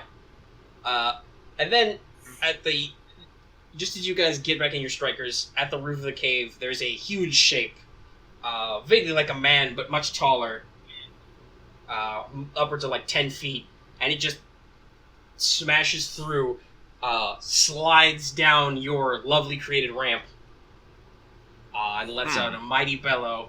Rage. Hey, everybody should roll me fear tests, because holy shit, it's a troll. Holy shit, it's a troll! Oh. Okay. You guys have Alright, read children's there's- stories at some point, so you were familiar with trolls. They are an agent of the enemy, a horrible, grotesque, enlarged Son foot of a soldier. bitch! This time Maybe I we should not use the rolled. dice roller. What? I said maybe we should not use the dice roller. This Yeah, time I'm like, that didn't happen. No, this didn't. No, this didn't happen. No, this is bad. This time Barely just is fine. use physical dice. No, that did not happen. No, shh. You saw nothing. I rolled an 87 on dice. I'm no. Why I are have you no. bad at fear tests? I am. Alright, how Son many of a- degrees is that? 3? It's like, No, 4. Alright, plus 40. Let me just start shooting at it like immediately. No. I'm okay with that plan. No, it's bad. No. It's real bad. No. No. I rolled a 93 plus 40. Arthur, you Please don't tell me black I pass out out. and fall unconscious for 4 rounds. You will suffer a minus 10 on all will tests. Because you move spellcasting, it's a will for 1 day. Can I burn luck that I don't have at the moment? Like, just reduce my maximum, or do I actually have to have luck to burn? Yeah, I think you actually need the points to burn it. Oh my god. And you now have a disorder for... you will have night terrors for the next 4 months. God Holy shit, damn it. a literal childhood nightmare has come to haunt you. And you just... Ugh.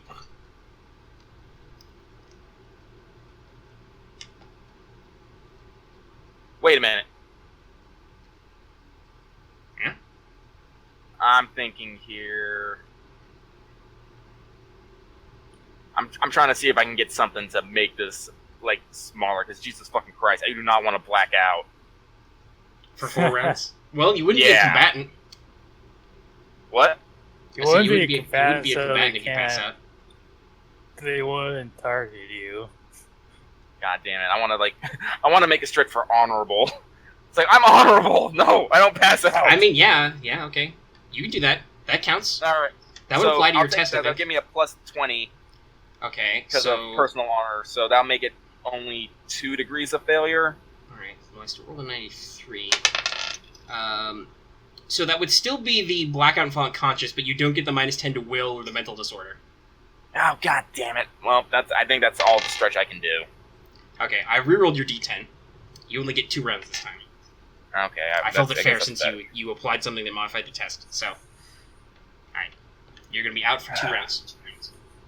I guess I gotta take it. You should have took Brave. Okay. Huh? You're stable. I only get 4 quarks! I know. I'm just messing with you. Bailey's is just fine without either of those. You just need to get good at rolling dice. I need to switch dice. That's what I need to do. But yeah, I do that. And I I don't trust own that 3 roller sets anymore. of paired D100 dice. I rotate them as needed. Alright, okay. So I should jet out of my notes. Fear system, working as intended. Alright, Alright, Bailey. Roll me initiative. Okay. The senior officer on the scene has apparently passed out. In my striker unit. Just Yeah. great. And that is... I have made a horrible shame of myself. I will never live this down. Wow. I got like a 10 on that, even though I was trying to roll it. It's like... That's good, because he got a 9, and the troll also has 3 agility mod, so it goes to 12. So you get to go Yeah. first. What would happen if both of us got 12 when both our agility mods for 3s? Probably roll off again. Okay. It's just tie break. Okay. Anyways, I get to And you go first. Okay. I First said that is the water side was a couple meters back from the ramp, so you're probably 3 or 4 meters away. 3 or 4 meters away from troll, so Yep. that's... In one hand, Okay. it has a crudely made axe of stone, and in the other hand, it has just a large club made of a slightly worked tree branch. Okay. And I yes, know it that. is huge enough it can wield each of those in one hand. It also I appears to know be that, but- clad in some crude leather armor. Let's see here.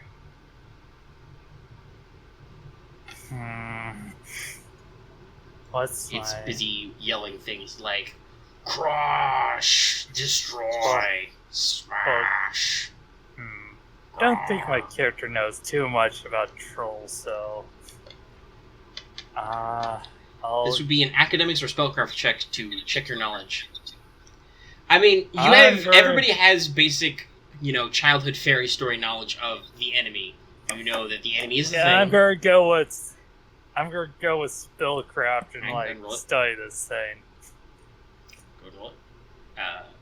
But your basic 101, everybody gets told in childhood stories, is that trolls are an agent of the enemy. They're not the actual capital E enemy themselves, but nobody remembers that distinction anymore. Right. They are huge. They're always hungry. They have thick, almost armored skin. They act as brute force enforcers for the enemy. Okay. They're incredibly stupid. They just exist to smash things. And I can use spellcraft to study further. Yeah, you can roll spellcraft for free, basically, to see what else you remember. Because being trained in spellcraft Yeah, means I'll you went to do actual that. magic school. In Yeah, some form or another. I'm going to do that just to be like, what is this thing? Tell me its weaknesses. And it's probably going to be like, what is this? What is... this?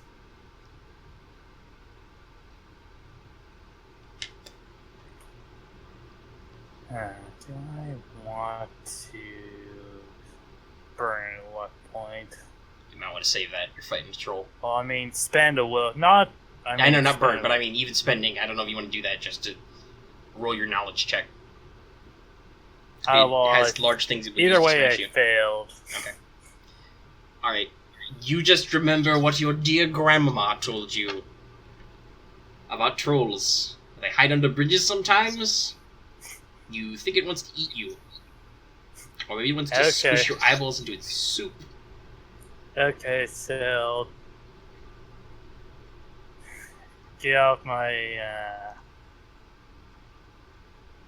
SMG and fire at it. Alright, take a shot. You're at point blank range, so you get plus 30. Oh, okay. Also, it's large, so you get another plus 10. So that's 40 plus another 5. Hmm? Okay. So that's... Okay.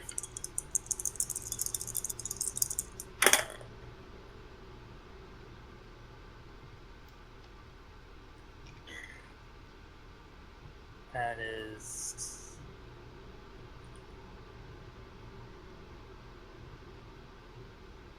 So that has to be here, 68, 58, so 5 degrees of success. Okay. Let's see, does he roll a crit on his evasion? No. Okay, you hit. Okay. Actually, I Now don't even that, think that would have helped. He would have just succeeded with maximum degrees. now 1 d10 plus 2. Actually, would you roll 16? So 61.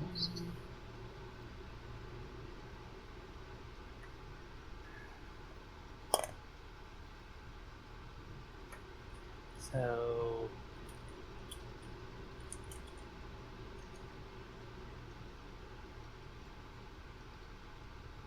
Alright. Alright, bang! You hit it. Okay. There is a tiny splash of blood. A little stain forms on the front of its weird leather vest thing. And the troll just grins at you. Oh god. It's like... Is that all you got? That barely I've decided this did troll is very anything. cockney all of a sudden, despite it being Russia. Yes, in its dumb, slurring voice, it says, "Is that all you got?" Oh shit. Now it's go. Oh yeah. Okay. Since you're more than 2 meters away, it will charge. Oh. Oh, those are 2d10s, not percent. Actually, I'm gonna roll with the bottom. This is probably like 40 strength or something. 92. Yeah, no. He still misses. What was the highest thing you could roll on with a charge? It rolls a 92 out of 70.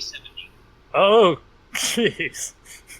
So it bumbles forward, lifts its axe over its head, but the floor is slick, so it slips a little. It comes down, slams into the floor, smash. It misses you. Rock chunks go everywhere. Risa probably lets out a high-pitched girlish scream somewhere. Eep. That was its full Okay. action, so unfortunately it can't follow up with a club. Okay. My god. Hey, Arthur. What's up? I can't do You- shit. What? You get splashed with water in the face. Blubber. You are awake now. Roll initiative. Oh. Ah.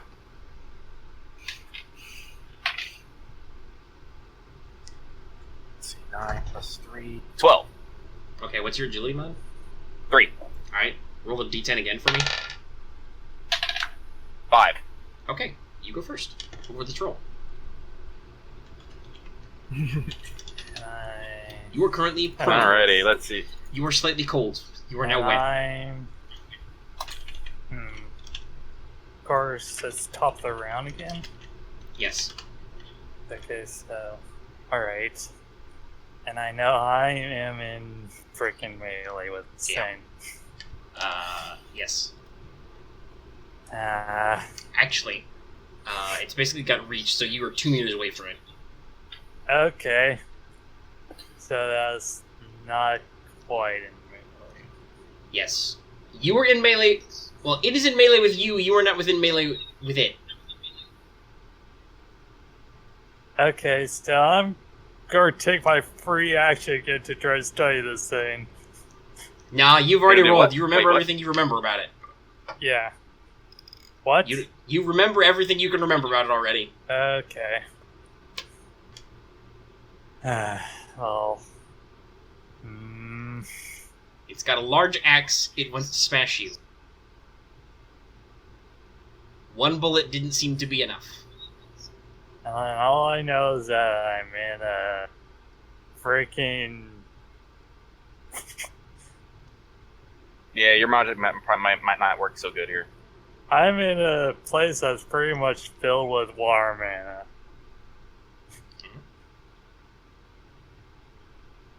Okay, so next. Yeah, man, you get your full action there. I do have grenades. I don't know. Well, You're in enclosed space. yeah. But this is in a place where the water sphere resides. Yeah, Yeah, I said, she might- Thrill Seeker This is is a mana you bomb. do what the most like dangerously entertaining thing is, not the most dangerously I'm gonna kill myself Yeah. thing.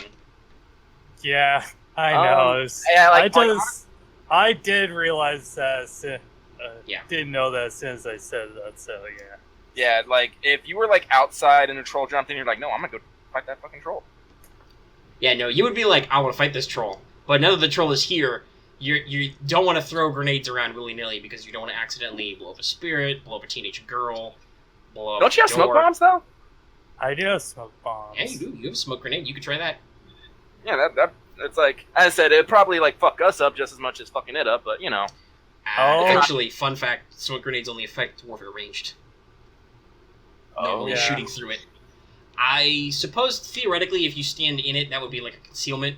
If like you're literally standing in it.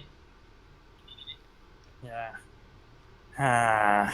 More the idea is it acts as kind of a concealment, though. And don't so you have your fire through it. SMG? Yes, I have my SMG. I can auto fire. That's all. Like auto fire is a thing, man. It's a good Yeah, thing. I'm going to auto fire. All right. So If it's one in bullet melee doesn't with you, work, so you you take just a minus blast the 30, but it's an auto fire attack, so you get a plus 20. So you're only minus 10. Mark down that. And you actually get a plus 5, so you're only minus 5. Okay, so I. So what's all the total? What's the modifiers that I have? Minus 30 because it's engaged in melee with you, Okay, but plus 20 because it's auto fire, and then you got steady hand in there somewhere. so plus. You can also 20. disengage from it for a little bit. You could. You can't Right. full auto then, but you could. Yeah. You could disengage. It can't charge you if you're. Actually, no, because it's got 2 meters. So if you move back, it can charge you again. Yeah, All right, it's moving at least 2 meters. I can call out a free action. Call Yeah, out you something can that's speak free. for free. All right. I'm just gonna yell out, "Get back!" Huh? Okay. Your comrade appears to be conscious and slightly damp, and he's yelling at you to get back. All right. So. Move. You can move up to your base movement. So how far back do you want to move? Okay, so it's The cave's got several Shoot. meters of quote-unquote shoreline, basically, so you can go a bit. I'll go my full. Alright, you scoot back 6 meters away, so you're 8 meters from it. That's a half action. You got a half Okay. action left. Want to take another pot shot? Okay. Or you could take a half action to steady aim. So long as you don't move or get hit, that would mean you get a plus 20 to your next attack, which would apply to a auto fire. Okay, so it's.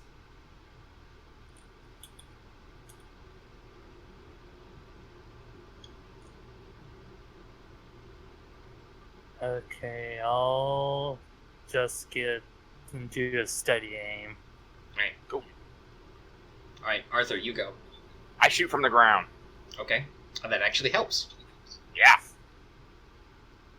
Am I close enough for the plus 10? I'm not entirely sure where I fell. Alright, so... Oh. Plus 10 for... Plus 10 for being plus 10 for... close. Close. Why do I feel like... I'm missing a bone? I'm not that. I don't think you're missing a bonus. Maybe. Alright, I'm gonna roll with dice because I don't fucking trust the goddamn die roller anymore. It's like... I don't. So it's like... It's like... I'm gonna give you 100. So I'm gonna go with set 2 here. Oh.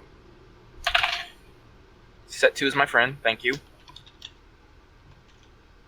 I rolled a 6, which normally wouldn't be that great, but I got bonuses. So let's. He was out of 8. That is 2 degrees of success. Alright. Well, you failed evasion, so it's fine. What was your actual roll? 36. Okay. That's a body shot. Alright, so roll damage.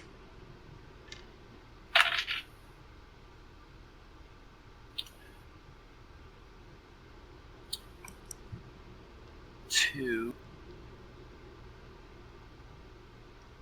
plus 9.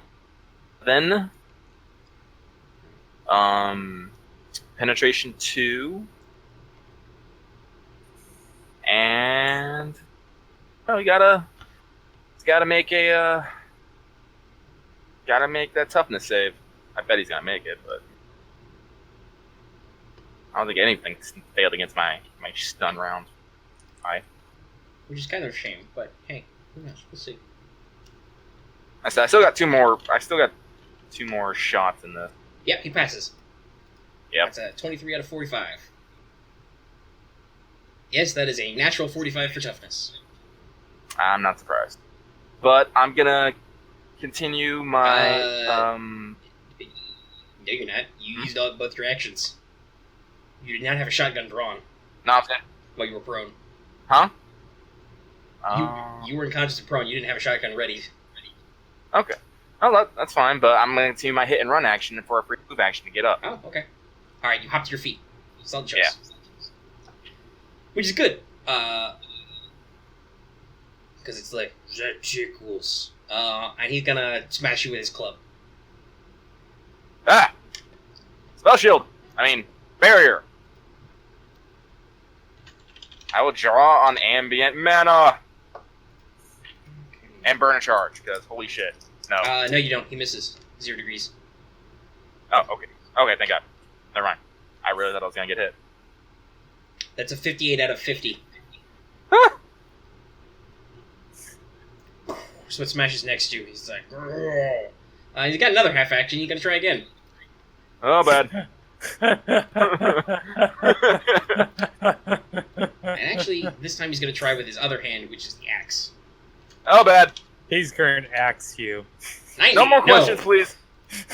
So literally, there's a giant club smashes down on one side of you. Giant axe smashes down on the other side of you. It's like... Hold still, you gets. You're a terrible aim! Don't provoke him! I'll suck the marrow from your bones. Wow. Oh, that sounds horrible. That sounds completely ghastly. Top of the round. Yay! Now, And unfortunately, it's, Bailey, your comrade is once again engaged in melee with the enemy. However, Darn you did it. steady. And it's Right. now only a -10.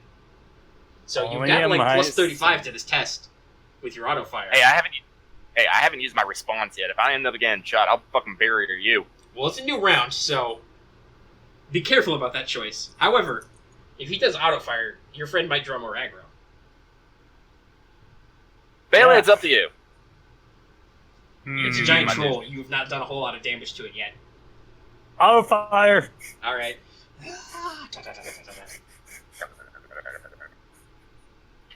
So that's going to be, right. So that's, that just becomes a plus 10 overall. No, you steadied, remember? Oh, right, steady, and steady is Steady's plus 20. plus 20, and then there's firing to melee, Which is minus 10. minus 10, so And you got that's steady hands, so your plus warfare 10, ranged is counted as 5 higher, basically. and then steady hand 5 higher, then plus 20 from auto fire. Yeah. Okay, so that's 30 more. Okay.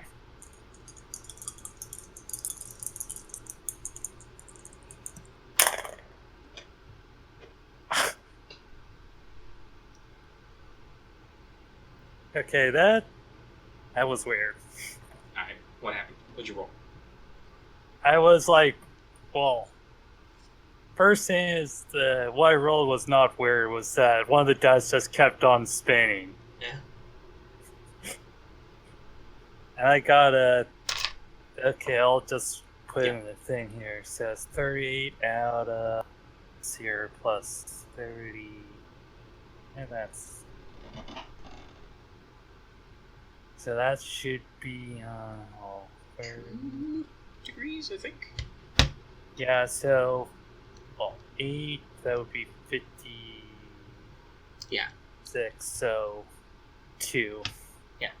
So you got 2 hits. We'll burn his evade. Did you reveal anybody? Nope, 33 out of 30. Okay. So he does not evade. So you hit twice. Roll. Okay. Rolling my first.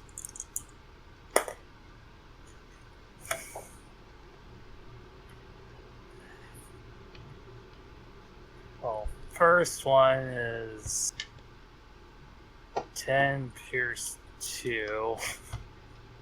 Got a freaking 8 on that one. Right. Now, second.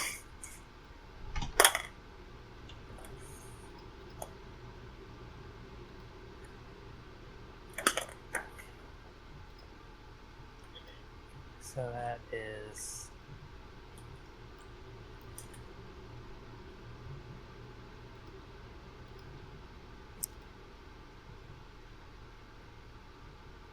Alright. So one bullet goes in, does a little damage. Your second round just looks like it maybe hits a bone or something and just skips off.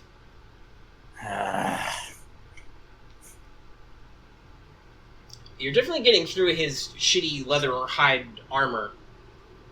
But the troll itself is fairly tough and seems to be soaking it up pretty good.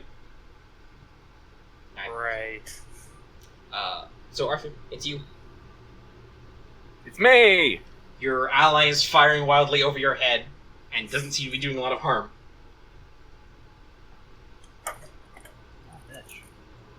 This I don't this have is any combat spells. this is a tough one. Freaking trolls. Man, I really should have got shocked and grasp. Yeah, you should have spent your XP in Monster Yeah. Shock and Grasp. Instead of sitting on it. This is why I Huh? asked you, are you sure you want to do that? Sure you want to sit on that XP?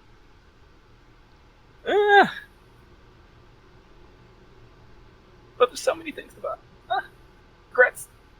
Anyway, well, I still got 2 rounds in here that have stun on them, so if I'm lucky, if I get lucky, I can make them ineffective for 3 turns. So I'm gonna No, it's 6 turns. Remember, 6 it's turns, not yeah. half action. It's not half action.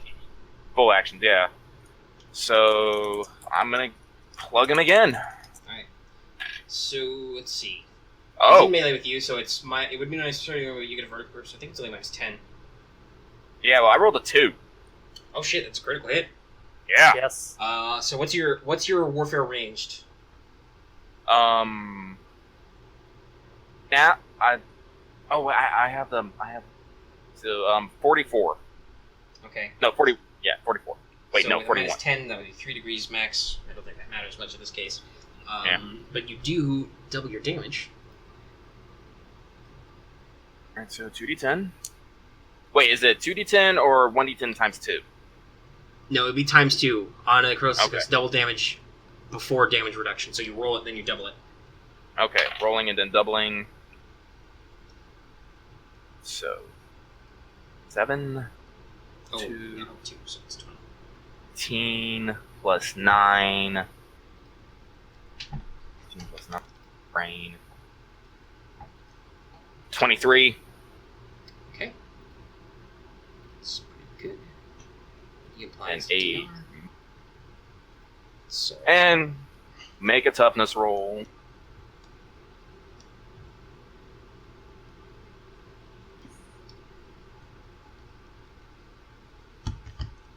boy, how does he I have toughness one roll? shot left in the.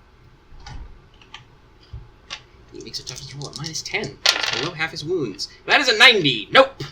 Finally, it works. Oh, thank God. Also, because you did more than half his wounds in a single shot, you do special damage, so roll 3d10s.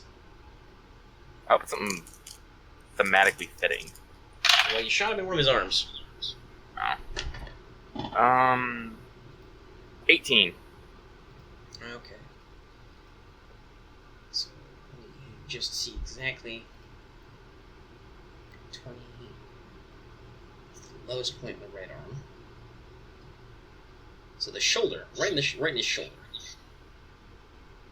That'll be a joint.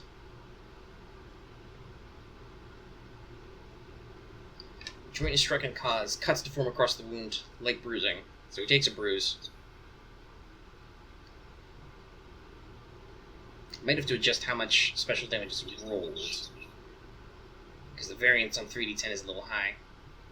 I might change that to like 2d10 plus 5. Because you need to roll over 20 on the charts before you start doing anything serious. Mm-hmm. The idea is typically that either you're doing bonus damage because you're hitting at people below their wounds, or you're damaging with serious business weapons, i.e. multiple dice. But I do think that there's too much variance in just 3d10s. Okay. So I'll fix that later. But for now, yeah.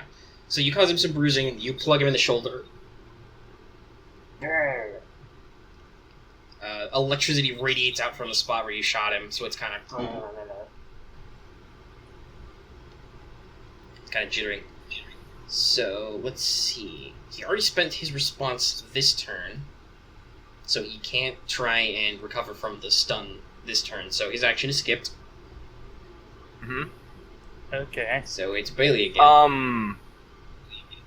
Okay. I was gonna use my other half Oh, okay, yeah. You're gonna have... on my sword to switch to a one-handed grip, and yeah, draw my sword. Alright. You tuck your shotgun under your shoulder and draw your sword. Alright, yes. So, now, Okay. new round, Bailey. The troll appears momentarily stunned.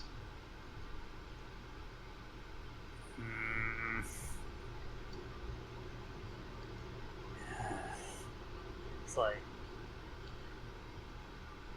Just trying to think about if I should even waste more bullets on it. It's Do pretty what you want, badly bro. beat up from the shotgun shot. What? I said it's pretty badly beat up from the shotgun shot. Okay. I'll fire again. Alright. Or wait a minute. Do I? Yeah, sure. Don't have this steady aim from last time, so. And am I firing to engage or? Yeah, he's Yeah, still in melee. he's He's got a sword drawn, bro. Broski, Grosov. Right. So it's minus Right, 10, so and you're that- only plus 20 now from the auto fire. So that's okay. 39. 99. The gun jams, then explodes, and also you shoot Arthur in the butt. Ah! No! Okay.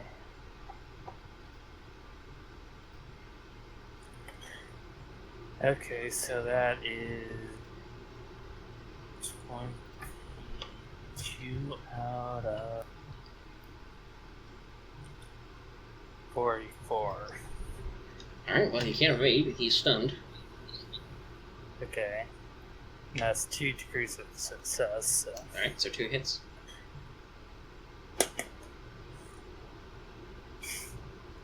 Of course. So, first one is 5 pierce 2. And the second one? Second one is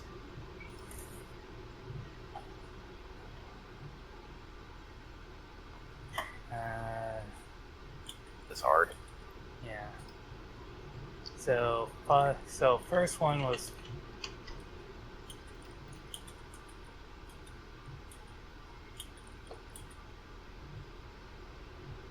yeah. Just going to do it like that. Oh, wow, okay. So your first shot does nothing. As I suspected. Your second shot, however, good old Billy trolls a lot, only has 3 wounds left. So even with his redonkulous damage reduction, you finish him off with a shot to the left hand. You hit a vein or something. While it's stunned, so just... Okay. It's too dark How blood many- leaks out everywhere. Okay. And it falls Okay. over with a mighty thump. How many? Right. How Leaving its many giant bolts axe do I and its even giant- have left now? Well, you've auto-fired 4 times, I think? Yes. That's And I auto-fire 6 fired- each time, so that's 24, and then fired a single Then I shot like fired twice, so twice, 26. that's Most of your 20. mag is gone. So I only have like 6 bullets left. Fun. You have 1 more auto-fire attack in. But it's okay. Yep. He is dead. Cool. Yes, the troll is slain. It's like stupid trolls. I cut off its head. Okay, you cut off its head. Now I'm More. sure it's dead. Alright, your sword is covered in icky, gross troll blood. Ew. I will not clean it in the water. I will not clean it in the mana fountain. That's a good idea. Let's drop this body out of here so its blood doesn't contaminate this area. Yeah. Solid choice. The spirit is thankful.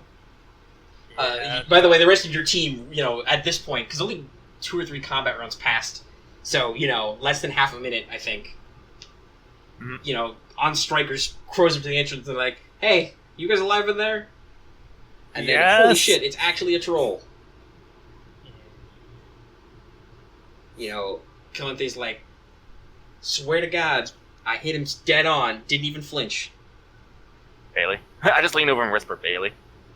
I totally did not black out. was I don't just say like, that. That's not honorable. No. Right. But clearly but, you slipped. You weren't just terrified. That's why you're wet. Because you are. You're a little damp. Your hat is very wet. Alright. But, root troll, go back, find Lady Risa, and just ask, are you okay? Yeah, she's fine. Cool. She's very surprised. You're all alright? I had a bit of a... I'll fumble for the right word. Fright at the beginning there, but all turned out well. Every day you run into beasts like that. And honestly, God, troll? No. Actually, Arthur, now that you're conscious, you can roll academics or spellcraft to see what you remember about trolls. I'll roll me some... crafts. Please be better than me. If you say count a 3 as better, yeah. Okay, you crit. Alright, you remember everything about trolls. You took Trolls 101. So as I said before, you remember fairy story stuff. Trolls are bruisers for the enemy. They're agents. They're basically the enemy's equivalent of constructs. They're not... they're fleshy. Like, he's got organs and stuff. He's got blood. He had a head. When you shot him enough, he died. But it's not like a real, natural, living creature. It's something the enemy made. They're huge. They're vaguely related to goblins and ogres, which you've heard of before but never seen. Goblins are smaller. They're slightly shorter than humans. They're much more crafty and vicious. Ogres are even bigger and stupider than trolls. Most people consider them mini giants. It's unusual for trolls to act alone in the sense that they act without direction. They're not very smart. To put it in mechanical terms, their natural int is 25. So they are well dumber than the average human. They barely speak languages. They barely use tools, as you note from the excuse me, the crude stone axe and club. You know, it's got very shitty leather padding on most of its body, that kind of stuff. Mm-hmm. They're not subtle. They're not good at subtlety. They're big. They make a lot of noise. They can move silently if they like, but usually they just rush in and smash things. Their strength is terrifying.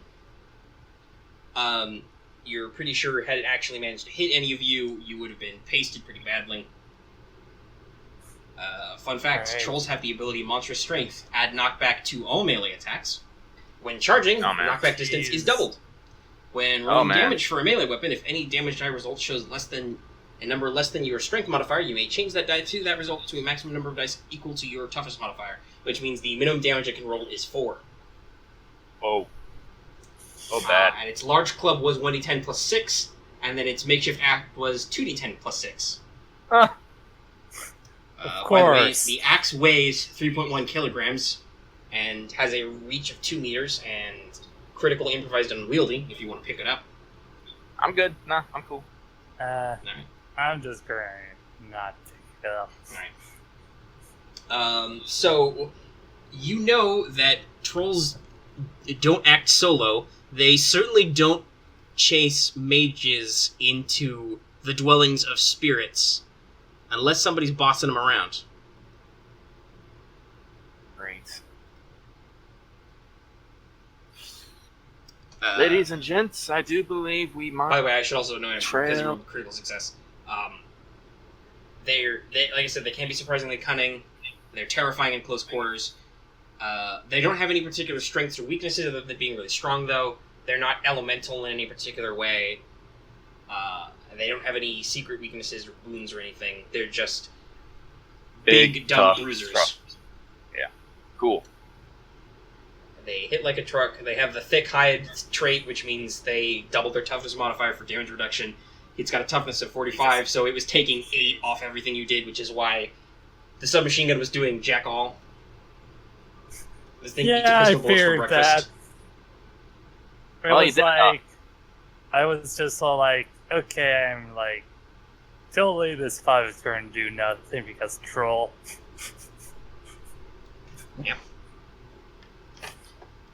So yeah, he's a big bastard. That Right. was. By the way, this is basically the end of the scenario, so That was This a is your terrible wrap-up. fight. Oh, yeah. get your dramatic one-liners in. Okay. Oh. Well, do you have a dramatic one-liner, Bailey?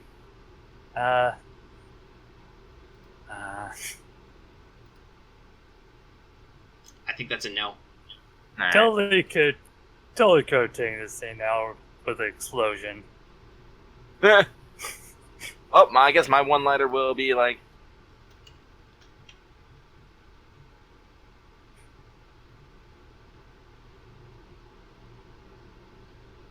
I'm done. Okay. So yeah, basically you can gather Brysa, you gather your team, you drag the troll body out. Do you take the head as a trophy and or evidence to show your commanding officer? Yeah. Holy Yes. shit, boss, we fought a troll. Check it out! There's probably much smoking and much Mother of God. If aviator like- shades existed, your captain would pull them out and put them on. So that's the Scythian front, the first chunk of the scenario idea that I wrote. Obviously, this Nice. goes more places, but I haven't written them yet. Any questions, comments, or suggestions? Anything about the scenario, about the game? Hmm. I'm enjoying the scenario so far. I like Um, being out in the Winter Wonderland. Yeah, I do enjoy it, and plus I thought the troll fight was definitely one of kind those of fights intense. that was definitely one of the more intense fights. It's kind of spooky. It was like, oh god, it's big and large and it's in my face. And I it's did like, not like- it's in a closed space too. It was like an arena. Yeah. Oh yeah, I'm totally gonna ask by call if she will allow it that I can take some of the water from. Yes, no, she's very happy with you. You killed a horrible troll. All right, awesome. It's going on my special reagents list.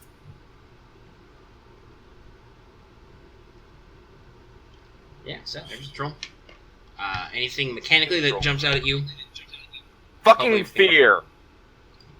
And Jesus. dice for it. You Fucking just roll dice. shit each time. I'm amazed. I'm I rolled like, like I'm not 4 like, degrees, and then I rolled maximum on the dice. it's like using the fucking dice roll. I'm like, I'm a little concernicus about it. Yeah, I'm we might looking have at to- it like most of the rolls are over 70.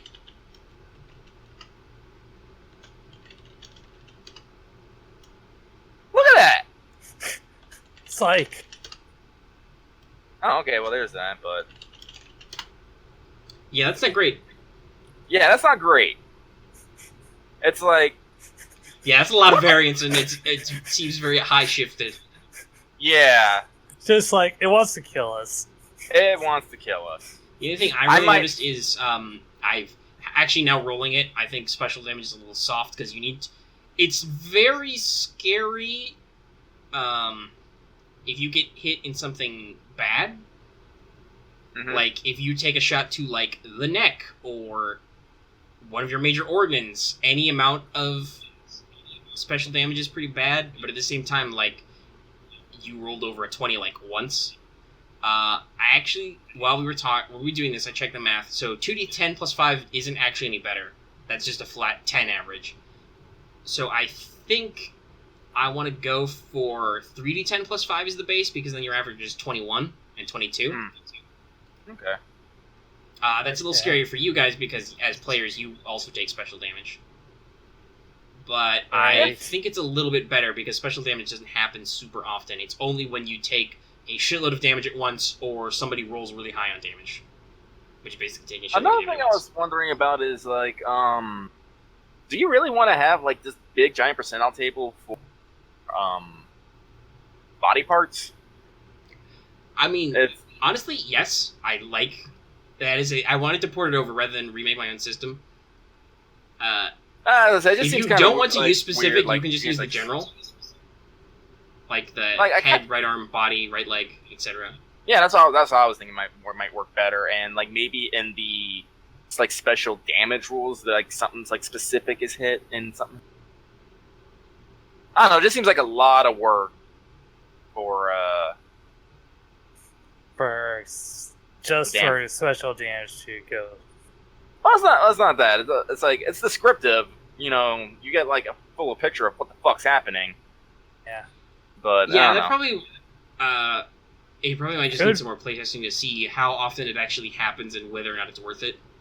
Like us Yeah. shooting the guy in the legs all the hey, Well, I mean, that would happen anyway. yeah, I know. because But that's still. the general Leg table. hunters. That's just somebody kept rolling 8, which flips to 8.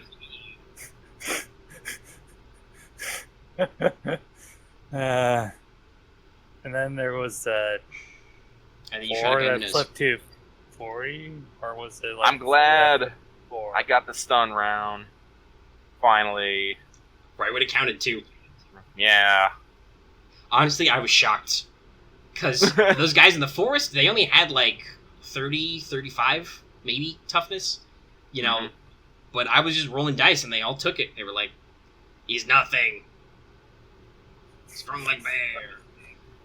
Alright, so if there are no real further comments on the scenario, we're gonna Also- go with 250 XP, Oh, Okay. because there was a big boss fight. And quite frankly, if I could actually have hit any of you worth a damn, you would have been pasted. Not I'm like pretty sure, dead, yeah. but you would get the shit kicked out of you. Yes. I would have like burned like Aether like core charges like no tomorrow, because like we're in the farm, we get the plus 20, so it's like barrier. all the barrier. I would have been Just like, I would have been getting like, I've been like 84 under, so a decent. Well, considering that dice roller, I don't know, but it'd have been decent. Yeah. Still like Well, it would take a lot of power to block a troll swinging a giant club or axe at you. Right. Actually, I'm gonna make a section called trophies because I feel like this water is super special.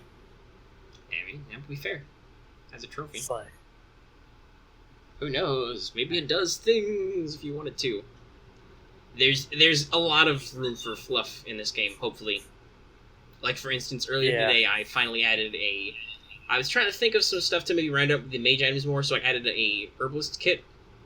Oh, cool. Basically, that's just what you need to gather herbs in a woods. But mechanically, it gives you a bonus to survival checks to identify and gather herbs, and then it lets you use survival instead of medication for first aid tests. Oh, that's Other than nice. that, it's just what I'm you just find like, is what you find, I saw him just like mention this to Curbs. Well, he's already got a really good medication, and we already know he's not trained in survival yet. Yeah, not trained survival. Because he's gonna have like 450 XP to spend. So next week we'll reconvene. We'll decide if we want to do more Monster Hearts. I might need more time to actually write out the next set of playtests of this anyway. I'm just gonna call it the Water of Baikal. Yes. Solid choice. Yes. By the way, Baikal is actually the name of a real lake in Russia, but I thought it fit for the... It's also a regional name, so I figured that would work as the name for a spirit. Let's call it the pure water of Baikal. Yeah, it's super pure. It's purer than the pure Aqua brand water that I'm drinking right now. Okay, so I think I'll spend 150 to get pyrokinesis. Yeah, you're just chewing right through your spell tree, aren't you? Yeah. It's too bad you didn't cast Firebolt.